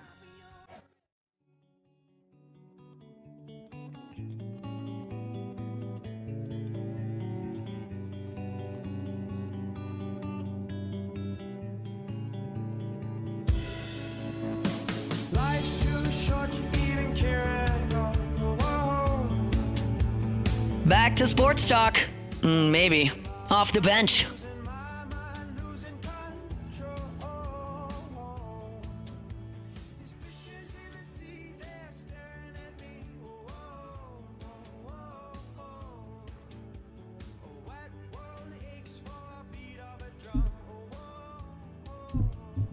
Oh, what's going on, y'all? Welcome back. And it's time for everybody's favorite segment of the week. That's right. It's time for some munchies. Our guy, Chef Michael Johnson. Get ready to tantalize your taste buds and leave this segment hungry. This is Munchies with Executive Chef Michael Johnson. Let's eat. What's happening, y'all? Welcome back to OTB. It's time for Munchies. Chef, what's up, brother? How was your snowpocalypse? Good, man. Yeah, I love me some snow. I'd rather have snow on the ground than gray, dreary days any day. I agree, man. And what an insane snow it was. An actual real snow. Never thought I'd see it. Did you work during the days, or did you manage to actually get some time off? Tuesday, we were down all day, but we were back in here yesterday. And then this morning. So Yeah. No rest for the weary. Yeah, there was some shady driving, too. I had to drive. One of my sous chefs lives out in Denham Springs, so I drove from Prairieville to Denham Springs to downtown Baton Rouge all in one fell swoop, and it was exciting. Hey, so Chef, what did we eat during Snowpocalypse? I had some fish. I had some triple tail fish that I had stored in there. I had some really nice crawfish that I had stored up. I had some frozen chicken pot pie that we made over Christmas. It was so good I had to hold on to a little extra, and I had some of that. On a snow day, I don't know if you guys know this, but it's appropriate to drink bourbon on snow days. So yeah, I did have a little bit of bourbon on my snow day. Yeah, I was living my best life. Bourbon, snow beers, right? Yeah, it's so fun. You can just stick it in the ground outside, and it just keeps it never warms. Beautiful and ice cold. It was the best. Also, Chef, I spent these snow days refining my flipped over easy egg technique. I saw your egg. Yeah. You could tell by my eyes in that video that I sent you that I may have been in the bourbon a little bit and some other stuff early on in the morning. But yes, okay. No more putting the top on, ladling the grease, flipping it over. I'm basically an expert now. Congratulations. Now when you see people using those other techniques, you're going to be like, oh, novice. Pathetic. Yeah. Hashtag munchies. Had chili for the first time ever. Oh, wow. Wow. My lady made it with lots of tomatoes. Can I have less massive chunks of tomatoes while maintaining flavor? I loved it. Yeah, I think tomatoes it depends on what kind of tomato it is too. Like there's more acidic types of tomatoes. I do like a little acidity in my chili. I don't like massive chunks of tomatoes. I like to take those big chunks and like squeeze them in my fist so that they like kind of pulverize and push through your fingers a bit, so that there's smaller chunks. It kind of opens the flavor up a little bit. But I love tomatoes in my chili for sure. Yeah, I'd say the biggest thing that chef says, or that the chef taught us with the chili is the sirloin chunks. Sirloin chunks make a massively tasty difference. Yeah, completely different experience. Yeah, for sure. God, also the sweet potato is so good in there. Hashtag munchies. Does chef have a cookware set he would recommend that isn't coated with the forever chemicals? I don't own anything that has Teflon on it anymore. No more forever chemicals. So what's a like different? Yeah, what's a different company that people could use? Yeah, like Made In has some pretty good stuff. It's made by chefs. I just look for high quality stainless steel and or high quality cast iron. And I hate to talk ill of companies because I have some Lodge at the house. The Lodge is not one of those companies that makes high end, really non-stick cast iron. Like it's kind of rough textured. It takes a lot of seasoning a Lodge pan to get it to the point to where it's non-stick. There are companies like the companies of old, like the Griswolds. I have a Griswold pan that I found at a swap meet that it is smoother than a lot of things. Hell yeah. Like it's very smooth. And I bought it for like $20 and that thing's worth probably $500. Damn. I encourage. Did you have to bring it back to life? Like, was it rusty and beat up when you got it? No. Oh wow. And it's interesting. We're talking about cast iron. I gotta give a shout out to my guy Eric. We're always talking about how to clean cast iron. This guy is like the mad scientist. Tell me about it. He takes cast iron and puts it down into this like solution, and I haven't mastered it yet, so I don't want to say exactly, but it's basically an electrolysis that you put a piece of metal down in the water, and I think it's got salinity in it, and it basically pulls the rust off of the pan and is attracted to it. There's a mild like battery charge that goes to it that creates an electric field, and it draws the rust from your cast iron to that rod, and once I get it down, he's going to show me exactly how to do it. And then you're still greasing it up afterwards, like after you dry it off? Yeah. Yes, you dry it and then season it. But if you have a really bad rusted cast iron that you just don't feel like putting the elbow grease into, there is a way to do it that it drives all the rust out. It's incredible. Hashtag munchies. What is the best part of a Chex Mix? Ooh, that's a good one. I don't know. Maybe Chex Mix has peanuts, right? Yeah, I think so. There's always the Chex, but it's not really as good without the peanuts. I think it's kind of the sum of the whole, man. Dude, I was about to say the exact same thing. It's the ultimate example of the whole being greater than the sum of its parts. Like there is no best part. Yeah. A peanut by itself is just a peanut, and there's definitely better nuts to eat than peanuts. But when you put them all together, it's a little, What? When you put them all together, you achieve something greater than any of them could do individual. Absolutely. Chex Mix, just like football, the ultimate team snack. Yeah. Hashtag munchies. Has Chef ever made ice cream from fresh fallen snow? Nope. No, but I have put fresh fallen snow into a beverage before. Hell yeah. Like, I should have done you that. gotta, yeah. What am I thinking? Yeah. See, I wasn't gonna bring it up, but some people will look at that and be like, that's kind of questionable. But I definitely will. True. I might grab some of that snow off the neighbors' yards who don't have kids. It's so funny. You can see, Right. You can see who has kids and who doesn't, because the yards without kids are still like super pristine. It's untouched, a fresh blanket of snow, and everywhere else is just footprints and everywhere. Yeah, you got it. And once the snow's sitting there for a while, you start scrutinizing, like, is that snow good enough to eat still, or should I go to the neighbor's yard? Because I know they got some good clean stuff. Hashtag Munchies. Have you ever had a pie smell so good that you levitate over to it? Yeah, my grandma used to bake pies like that, and I definitely, I don't even have a sweet tooth, but I think there was something emotional in smelling, like the pies that my grandma would bake, because she put her heart and soul into it, man. There's a level of experience and care that goes into a pie when it comes from grandma that it escalates above, like Master Chef in my mind. It's just one of those things that, you can have all the talent in the world, but if you don't have care, you don't have much. Like it's not enough. It's still not the same thing. And there's definitely been a handful. And I think seasonally, like when the apples are falling, I remember going and picking apples with my grandma. I'm an idiot for a good peach pie, and it's not one that you bake, but as long as we're talking about pies, I do like chocolate mousse pie. I mean, also that's a lifetime of the game in grandma. Yeah, right. Yeah, exactly. I mean, it's time on. She's got her 10,000 hours in. Yeah. Hashtag. Grandma doesn't mess around. Does Chef like to put chili on top of his tamales? I will. I could do anything on top of tamales almost.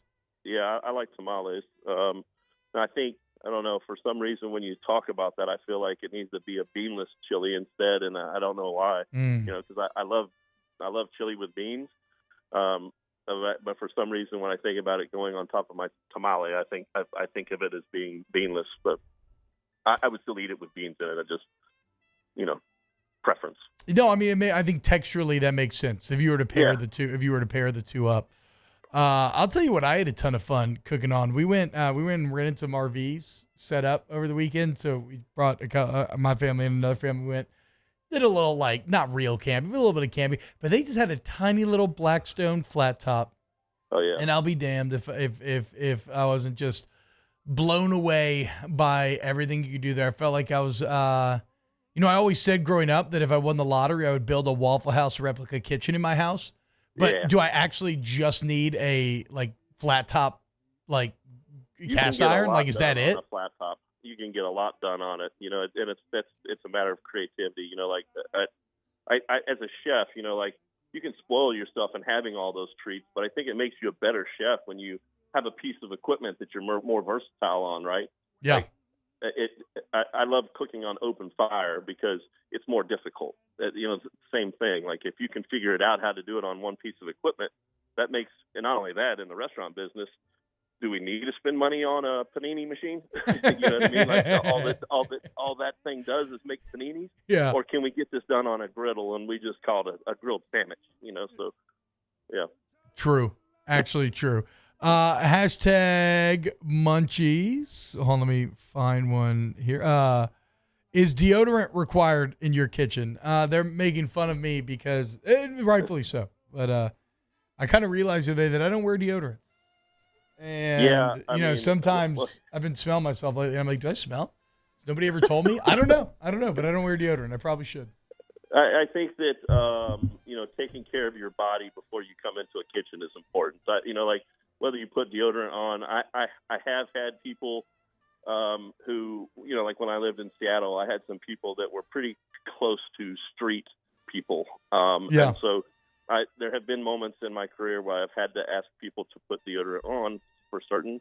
And there's been times where I had to ask somebody to maybe go home and take a shower and come back. Which is crazy because in my mind, the smells of the kitchen would overpower any of that. So we are talking about some raid boss level BO. I had a guy that was incontinent that would have challenge what you just said there. Yeah, it was more than one could bear, I think. The oh man, damn it! I forgot what I was going to say. Oh well, it doesn't matter. Hashtag Munchies. What do you marinate your fajita meat in? A little lime juice, cilantro, a little, and I love olive oil, but olive oil, maybe canola if I don't have any olive oil. Not a whole lot, like maybe a little bit of fajita, like mix or seasoning, but I like it. I like the seasoning, to be a finisher as well. Like I like that cilantro going on after you've grilled. I like the lime juice. The lime juice helps, because the acidity break down the tissue. So you don't want to leave the lime juice in the marinade you don't want to leave the meat in the marinade for too long if you're putting lime juice in there. I've been known to put like tomatoes or tomato juice in there because it's acidic as well, to kind of subtly break down meat tissues or connective tissue. Hashtag Munchies. What's the best type of canned tuna? Yellowfin or albacore? Oh man, it's tough for me to say that I enjoy yellowfin canned tuna. I think because I just, I love fresh yellowfin. Yeah, right. Yeah. It seems like a waste of a yellowfin. I've eaten albacore like steaks before, and they're good, but I think there's something associated with eating that out of the pouch or the can from childhood that just is an absolute. Like this is the way it's supposed to taste. Oddly, but yeah, I think albacore is the way to go. All right, let's see here. One more. Hashtag Munchies. Best places to get animal bones to make a stock or broth? If it's fish, you can go to find a seafood monger, somebody that cuts fish. They usually have bones in the back. I don't know if any place that cuts meat that is on the bone, you should be able to, like beef bones. I think Rouse's probably would have bones in the back. I don't know if they sell that or not. I've never done it because I always, have chicken bones here, and we make stocks here. And yeah. If I need some chicken bones, I just freeze them and save them and take them to the house. But, you can also, there's lots of places where you can buy whole cows. Coastal Plains, for instance, they will sell you a whole cow, and you can keep the bones, and you can have the bones for, like when you buy the whole cow. Now they butcher this and they send it to you. Like what? How does this work? Yeah. Interesting. You can buy a whole cow, and the whole cow is yours. I mean, from the rooter to the tutor, you can get the tallow, you can get the bones, you can get the offal, you can get all that stuff, and depending on how you want to use it, there is that method. Now that means you're going to have to buy a whole cow, but if you go to the butcher, I'm going to say a Rouse's, and if they're cutting meat in the back with a bandsaw, likelihood is that they're going to have some beef bones around. You can also buy, like shanks and bones at some of the, like Ideal Market, stuff like that. Yeah. You can find animal bones at some of those ethnic stores as well. There you go, guys. So Chef does eat ass. It's just cow ass. Okay. Rooter to the tutor, baby. All right, Chef, we love you so much. I hope you had an excellent snowpocalypse. Please stay safe, my friend, and thank you for everything you do. We love you. Absolutely. Take care, guys. Later, guys. More OTB coming up next. Off the bench. Go to All-Star Toyota of Baton Rouge. That's All-Star Toyota of BatonRouge.com. The website's a great place to start your car buying journey because you can search the inventory off of Airline and Goodwood right there online. You can search by keyword. You can search by make and model. You can search by budget. And I've done all of these things before, right? I even ended up leasing a Camry one time, which I never would have thought I would have done, but I had a number like, this is kind of we can swing right now, and it ended up being a great answer to me and my family's needs. And that's the overall point, is that whatever you need, All-Star is going to find you, like not just whatever type of vehicle you need, but deal, whatever, we're going to have the answer for you and your family. And remember, if you need a body shop or a service center, all makes and models are welcome at All-Star Toyota. Everybody gets the free professional estimates, the excellent lines of communication, the quick turnaround time, the shuttle services, the rental cars that are right there on site. If you need them, go to allstartoyota.batonrouge.com.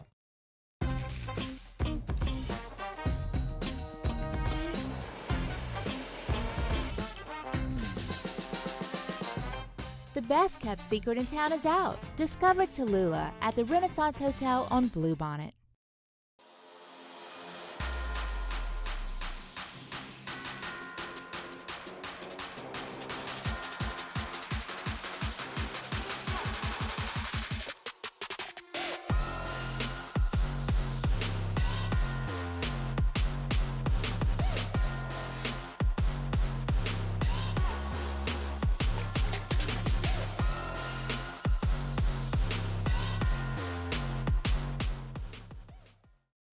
At Ochsner, we know healing is a team sport. That's why we've partnered with world-renowned orthopedic surgeon Dr. James Andrews to create the Ochsner Andrews Orthopedics and Sports Medicine Institute. Whether you're a professional athlete or a weekend warrior, our team of specialists are dedicated to getting you back in the game. So whatever your reasons are for reaching your personal best, we've only got one: you.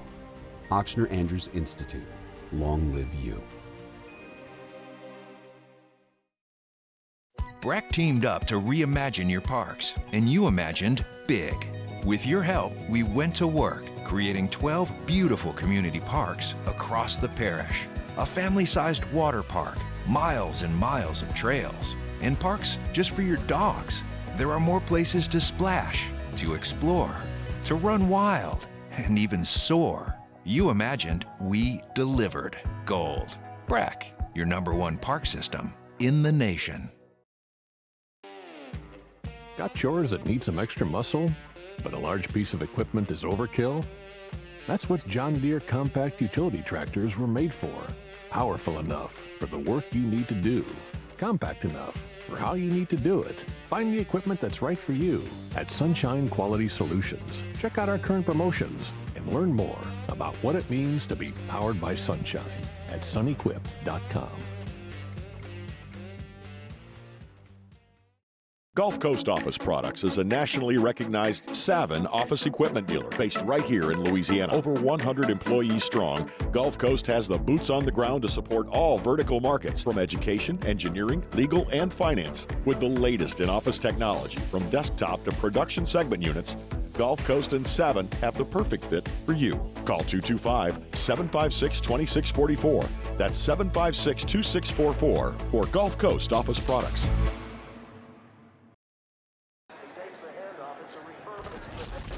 When you can't rely on technology, you can rely on Mountain Cold Refresh. Dear, I fear we're facing a problem.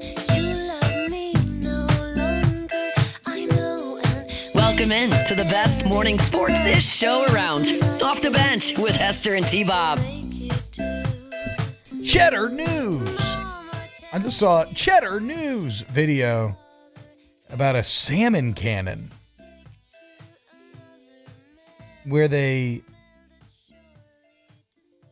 help salmon cross dams and get between bodies of water. I don't know. I mean, how do they just, I guess, brute force this? But you feed a salmon. Look at, I just texted the group. Look at this thing. You feed a salmon into this cannon and it just rockets past. I have nothing to add. I have nothing to say. I just saw it and it kind of blew my mind because it's you're feeding them one at a time. They're not getting there automatically. So like, is your job, are you just the salmon cannon feeder?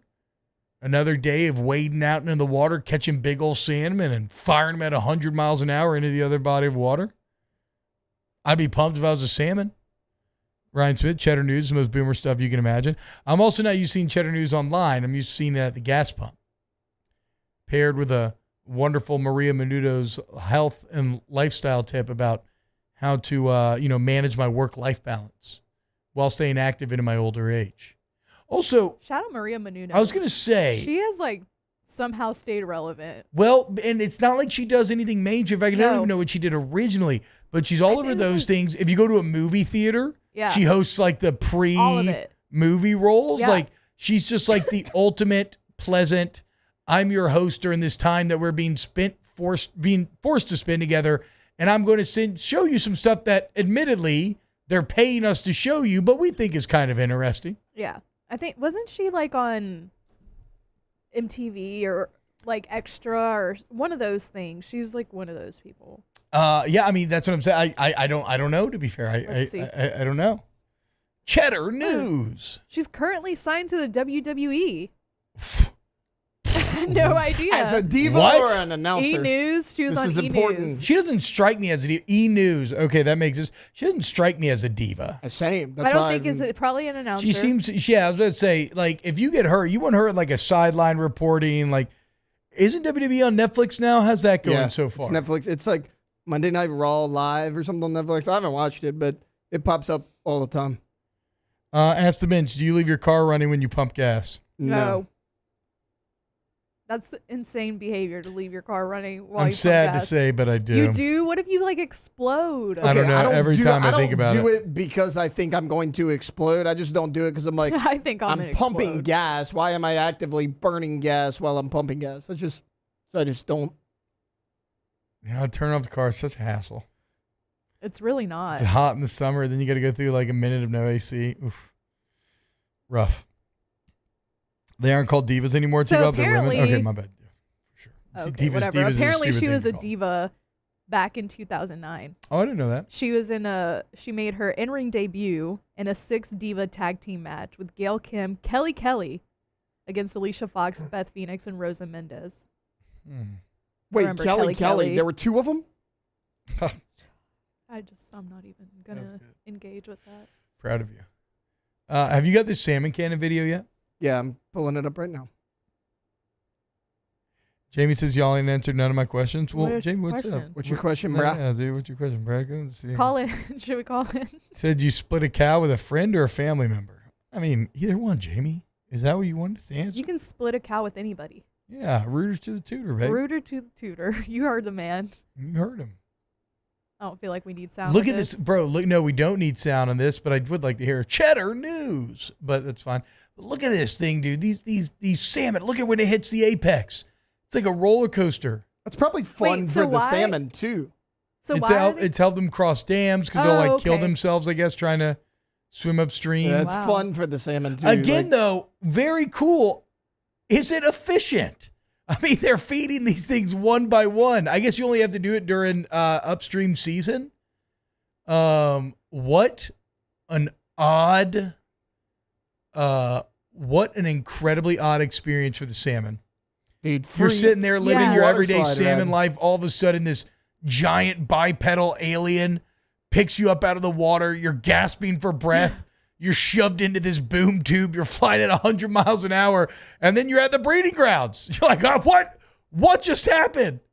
I don't know. That's like their Schlitterbahn. But hey, exactly. Except they have no concept of a water park. What if you were just chilling one day, you're sitting here, you're producing the show, and an alien comes, snatches you up by the back of your neck, and drops you on Schlitterbahn's campus, and you're all of a sudden going down giant slides. You'd be freaking out. Now, do they have a problem with these salmon skipping the line for any of them that are excited trying to go first? I do not. I think actually I saw Theo volunteered. Oh man, salmon got fast pass now. That's basically what this is. Did you see the Theo Vaughn inauguration drama? He fell on the chair broke. And then he accused the Paul brothers of it being a prank. No, he was like Kamala's chairs.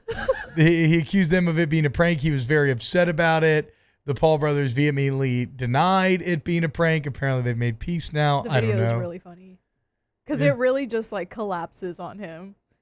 His little mullet, like, bounced. What a bad feeling in that room for that to happen. Everybody was like shushing him. It's They're also like, such an insane. Someone was like, "Who let all of them into the inauguration?" What a wild inauguration! Billionaires, celebrities, randomly the village people. They're doing YMCA. Yeah, it's not random. That's been his song. His That's where the walk-up Trump song. dance. Yeah, the Trump dance. Oh, is it really? Oh, I didn't know that. That's like his UFC walkout song. Clayton Mallard, T-Bob, what's up, fool? Saints' next head coach will be Joe Brady, Mike McCarthy, or another name like Moore. Who's Moore? Kellen. Oh, yeah. Forget about Kellen. I forgot my old man's been pushing Kellen. Has he? Yeah, he's on the... What's he think about Mike? I think good. Yeah, I think good. But, kind of, he's a Cowboys hater. More known quantity and everything. Yeah. So if your dad has been pushing Kellen and the Cowboys hire Kellen Moore, would Bobby pull for the Cowboys? Elon doing the Roman salute. He did a salute.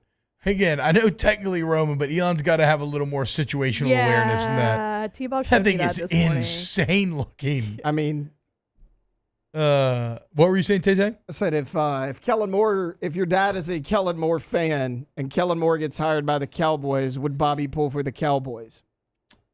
No, absolutely not. No, he's not a Kellen Moore fan. I think he just thinks Kellen Moore could be a good head coach. Worth a shot. All right, let's go to break, and then we'll do a quick story of the day when we get back, and then we'll dive into some Ask the Bench. Keep it locked, OTB. Off the bench. Main event, Baton Rouge, baby. You looking for some fun? Look, chances are your kids are out of school the next couple of days, but things are opening back up. You're getting stir crazy, a little cabin fever. Head over to Main Event, okay? We got multiple professional level bowling lanes. We got a multi-level laser tag arena, gravity ropes. We got a ton of arcade games. And when you mention OTB, you get a 30-minute free all-you-can-play game card. How about that? Start off with half an hour of all-you-can-play arcade games. And remember, we got delicious food and drinks, a newly revised menu. We have dedicated party planners on standby, ready to go whenever you need them, right? For a birthday party. If you're a business owner, you want to reward your team, sales leader, do some team bonding, whatever the case may be. You want a good time? Go to Main Event right here in Baton Rouge. It's Main Event, your headquarters for fun. There it is, the extra mile. On the border of expected and extraordinary for those willing to go further, like vans customized for work or play, with safety and tech to keep you connected, supported by a 5-star sales, service, and finance team, and backed by the 1-star you know. So go the extra mile. It's never crowded because so few have what it takes to go there. Mercedes-Benz Vans.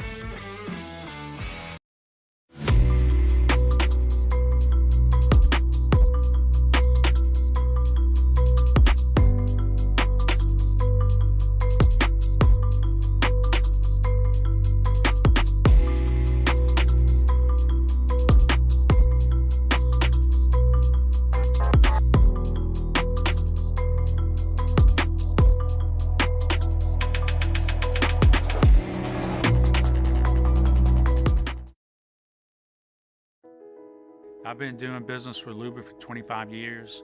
They're dependable, trustworthy. It's just the attention to detail with our clients. Our folks have years and years of experience. They're highly trained professionals, but many companies have that asset. What I'd like to think makes Luba a bit different is that we use those talents in a way that truly is dedicated to serving the needs of the folks who depend on us.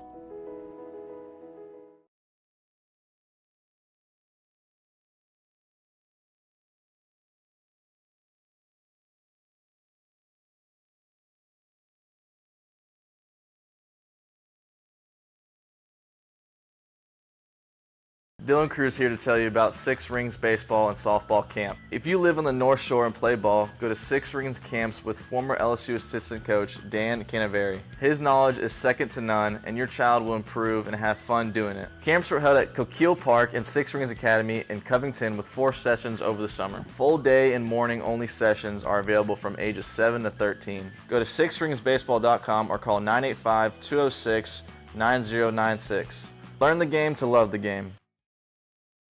Jerry and Benny Payne began Central Plumbing Company out of their driveway in Tanglewood Subdivision. 50 years later and 4 generations down the road, we continue to serve Baton Rouge and the surrounding areas for all of their plumbing needs. Residential, commercial, industrial, or hospitality, Central Plumbing is here 24/7, 365. We want to thank our customers, family, and friends for 50 years of success. And looking forward to 50 more. At Auctioner, we know healing is a team sport. That's why we've partnered with world-renowned orthopedic surgeon Dr. James Andrews to create the Auctioner Andrews Orthopedic. Welcome in to the best morning sports-ish show around. Off the Bench with Hester and T-Bob. What happening, y'all? Welcome back.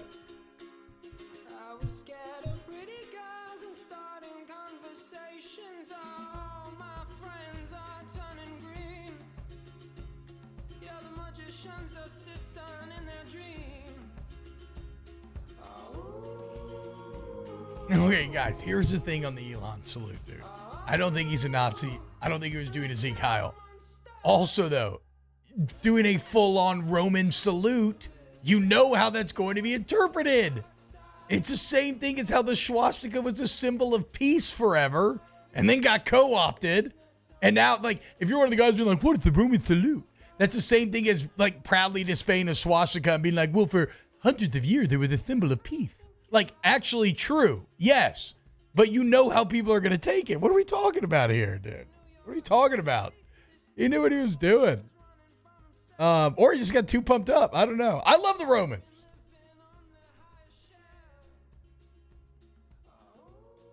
Let's do a little Tay-Tay NFL story of the day. It's time for Tay-Tay's NFL story of the day. Your daily dose of NFL news from Taylor Sharp. All right, so the Cincinnati Bengals, who had recently fired their defensive coordinator of 6 seasons, a lot of people were wondering who was going to be that next guy. I know Dennis Allen's name was thrown out a lot. Well, they got a new guy. Notre Dame defensive coordinator Al Golden is now expected to join the Cincinnati Bengals. Oh. Obviously, this comes off the heels of the College Football Playoff National Championship. This is actually Golden's second stint on Zach Taylor's staff. So back there in 2020 and 2021, he was the linebackers coach for the Cincinnati Bengals. But Golden going back, if you remember a couple years ago, their defense was excellent, but they lost guys like DJ Reader. They lost Jesse Bates, and their defense last year just was not the same. So they are bringing in Al Golden as the next defensive coordinator. So, I mean, you know, what's interesting about that is, like, how much of a loss is that really for Notre Dame? Yep, I mean, if Marcus Freeman's running a defensive defense, guy yes. anyway, and it's mainly his theories that are being put into play, like, certainly they're going to need to get a good replacement, but I'd feel okay if I was an Irish fan here. Yeah, I mean, Marcus Freeman's running that defense, not that big of a deal, but it could potentially be a big deal for Cincinnati because look at the firepower they have on their offense, guys. I mean, Jamar Chase, Joe Burrow. Chase Brown had 1,000 yards this year. A lot of people don't talk about that. This is his first year as kind of the number one running back since they moved on from Joe Mixon. So if they can get that defense shored up, they're going to be right there in the thick of things in the AFC once again. What's Wink Martindale? Has he gotten a job for Michigan? Hasn't he been up for some jobs? He's been up for some. He hasn't officially been hired anywhere. Okay. Michigan football training towards retaining defensive coordinator Wink Martindale. Okay. Interesting. Right now, I do want to remind you guys about our friends over there at K to Z Window Coverings, KTOZBlinds.com. You want window coverings that wow. You want a complimentary estimate and complimentary installation where Brandon Barton has over 2 decades of experience, steps into your home and lets you know within a matter of minutes exactly how sunlight interacts with your homes, what your options are. And remember, we got all price points, okay? Starter home, home of your dreams. It does not matter. You want the correct blinds, shutters, drapery, shades, drop-down exterior shading, whatever the case may be, to take your home to the next level. You want K to Z, KTOZBlinds.com, KTOZBlinds.com. Ask the Bench, brought to you by Cole Kirschlight, Vizzy Seltzer, and Blue Moon. Light Sky Citrus Sweet. Snow game in Tiger Stadium? No. Yeah, no, I'm going to pass. Well, it'd be awesome if it actually happened one year. What are y'all talking? What is? Okay, actually, T-Baba, yes, I'll be in the press box. I have a little bit of a controversial take about snow games in the playoffs. I hate them. I don't think it's real football. What are your thoughts? A snow game in the playoffs. Like, that's just too big of a game to have the weather be that big of an impact for me. Regular season, fine. I don't agree. What I do think is that you could argue that it leads to a discernible advantage for those northern teams at a time when it matters most, right? Because Yeah, if you're playing a dome, or maybe if you're in the South outside, you have an advantage at like the beginning of the year. But yeah, when the playoffs are on the line and you live in Buffalo and so you're acclimated to that freezing cold, like, yeah, that's going to give you an advantage. I mean, Buffalo versus Baltimore, not the big of a deal. No, but like, I agree. That was pretty I much want the Super Bowl like in Miami, a dome. When Miami has to go to like Buffalo and stuff. I want a Super Bowl in the dome. Well, that's too big of a game to have weather. That's why they never do Super Bowls with the weather. To be fair, that's why. Hashtag Ask the Bench. Did you flirt with the young 7 Brew employees today? I did not. You might catch a charge for that. Some guy was trying to make, he was being nice. He was trying to make conversation with me. He's like, what do you got going on today? I don't know, work. And I was like, what did y'all open up to? Hey, yeah, okay, cool. Right on. Have a good day. Daniel says, dude, I love a good coffee shop flirt. Well, so did Luigi. And look where they got him. Okay, that's guys? a good point. You got to be careful. That's a very good point. You got to be careful. If you saw Sieg Heil, you were looking for Sieg Heil, says a lot more about you than him. I think we're being a bit intellectually dishonest. Two things can be true. People can be using it to launch into baseless attacks, but also, like, we see somebody do that. We've known forever our whole lives what we think it is. It's crazy. I think it'd be a little crazy. Hashtag Ask the Bench. Too much money. NFL should be in domes always. There you go. Scott agrees with you. Tay-tay. Ask the Bench. What meat for your chili, T-Bob? Let me guess. Sausage. Italian sausage. Okay.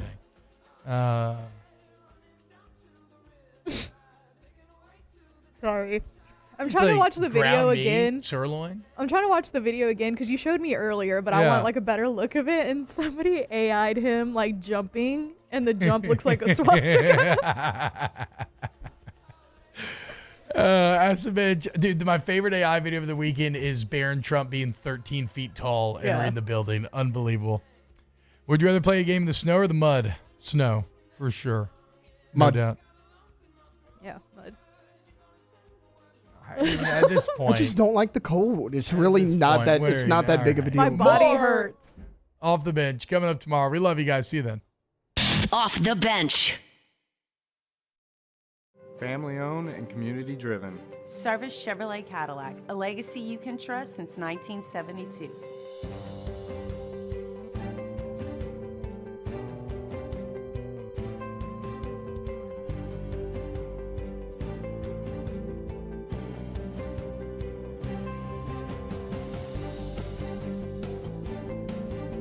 Service Chevrolet Cadillac, our family serving your family. For over 50 years.